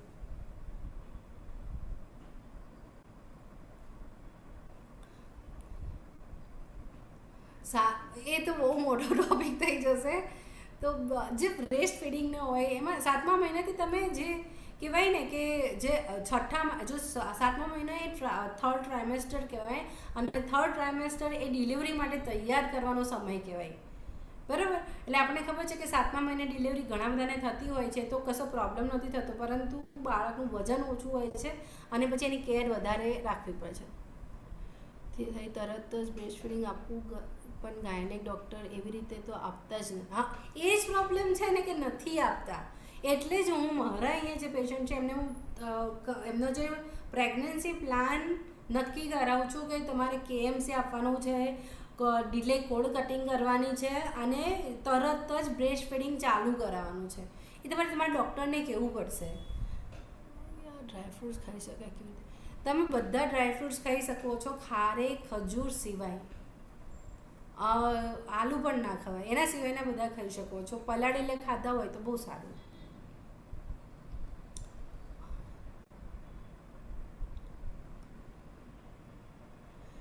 જો તમને ખબર જ છે કે સી સેક્શન થવાનું જ છે, તો બાળક સાથે ગર્ભ સંવાદ બહુ જ વધારે પ્રમાણમાં કરો. કે આપણે આજે જો તું મારા ગર્ભમાંથી મારા હાથમાં આવવાનો છે, એટલે આવવાનું છે કે આવવાની છે, તો તારે ફીડિંગ કરવાનું છે, તું બહુ સરસ રીતે ફીડિંગ કરીશ, એ બધું કહેશો ને એટલે આપણા મગજને, મેં તે કીધું ને, બધું શું કરે છે, નર્વસ સિસ્ટમ એક્ટિવેટ થાય છે. નર્વસ સિસ્ટમ બ્રેઇનને કહે છે.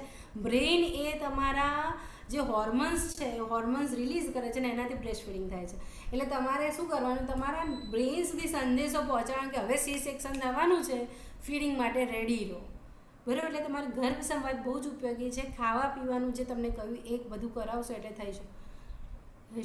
ના, જો બધા ડૉક્ટર મારે એક આયુર્વેદિક, મારા જે કહેવાય ને કે ગાઈડ કહેવાય, મારા જે પેલા કહેવાય ને, એ કહે છે કે ખાઈ શકાય ખજૂર, પણ હું ના પાડું છું. કેમ કે હું પોતે એક મધર છું, અને મેં મારી પ્રેગ્નન્સીમાં જે અનુભવ્યું એટલે જ હું ના પાડું છું કે ના ખાવું, બરાબર. ખજૂર હું બિલકુલ જ ના પાડું છું કે જરાય ના જ ખાઓ, શક્ય હોય તો ના જ ખાઓ.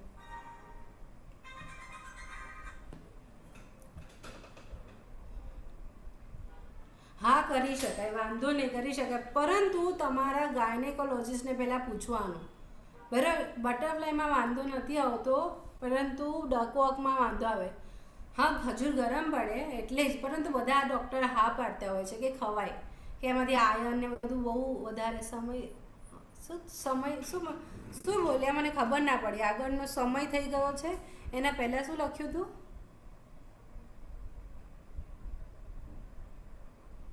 આ સમય થઈ ગયો છે એના પહેલાં તૃપ્તિબેને કંઈક લખ્યું હતું, મેં મારાથી વંચાયું નહીં. ના, કઈ નથી કીધું. ઓકે, સમય થઈ ગયો છે. હા, સમય પૂરો થઈ ગયો. હા, 9 મંથમાં ખજૂર ખવાય. જે વસ્તુ પહેલાં ના પાડી હોય ને એ વસ્તુ પછી ખવાય, વાંધો નહીં. તૃપ્તિબેને કીધું સમય થઈ ગયો છે, પૂરો થઈ ગયો છે, તો સારું. સંગીતાબેન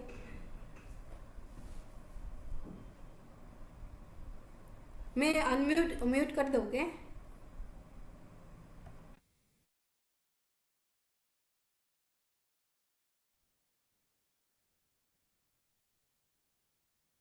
હવે ફરીથી આપણે અંકિતાબેનને કહીશું કે આપણને સેવા આપવા માટે આવશે.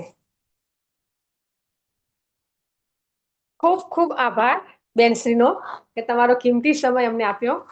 અમારી બહેનોને જે કહેવાય કોઈ ના આપી શકે પણ છતાં પણ તમે એવી ઝીણી ઝીણી બાબતોનું તમને એમને જ્ઞાન આપ્યું છે, તો તમારો ખૂબ ખૂબ ફરી આભાર. આવો ગણેશ સંસ્કાર પેટી શાંતિકુંજ હરિદ્વાર. ફરી આપ પ્લેટફોર્મ પર પધારો. ઘણા બધા ક્વેશ્ચન છે, એ બેનોની જે જિજ્ઞાસા છે, તો અંકિતાબેનનો આપણે બધાએ ખૂબ ખૂબ આભાર માનશું.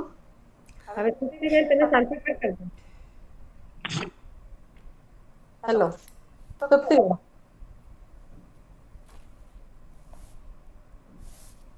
ओम देव शांति अंतरिक्ष शांति देश शांति रोषद शांति वनस्पतयः शांति विश्वे देवाः शांति ब्रह्म शांति सर्वगं शांति शांतिरेव शांतिः क्षमा शांतिरेधि ओम शांति शांति शांति.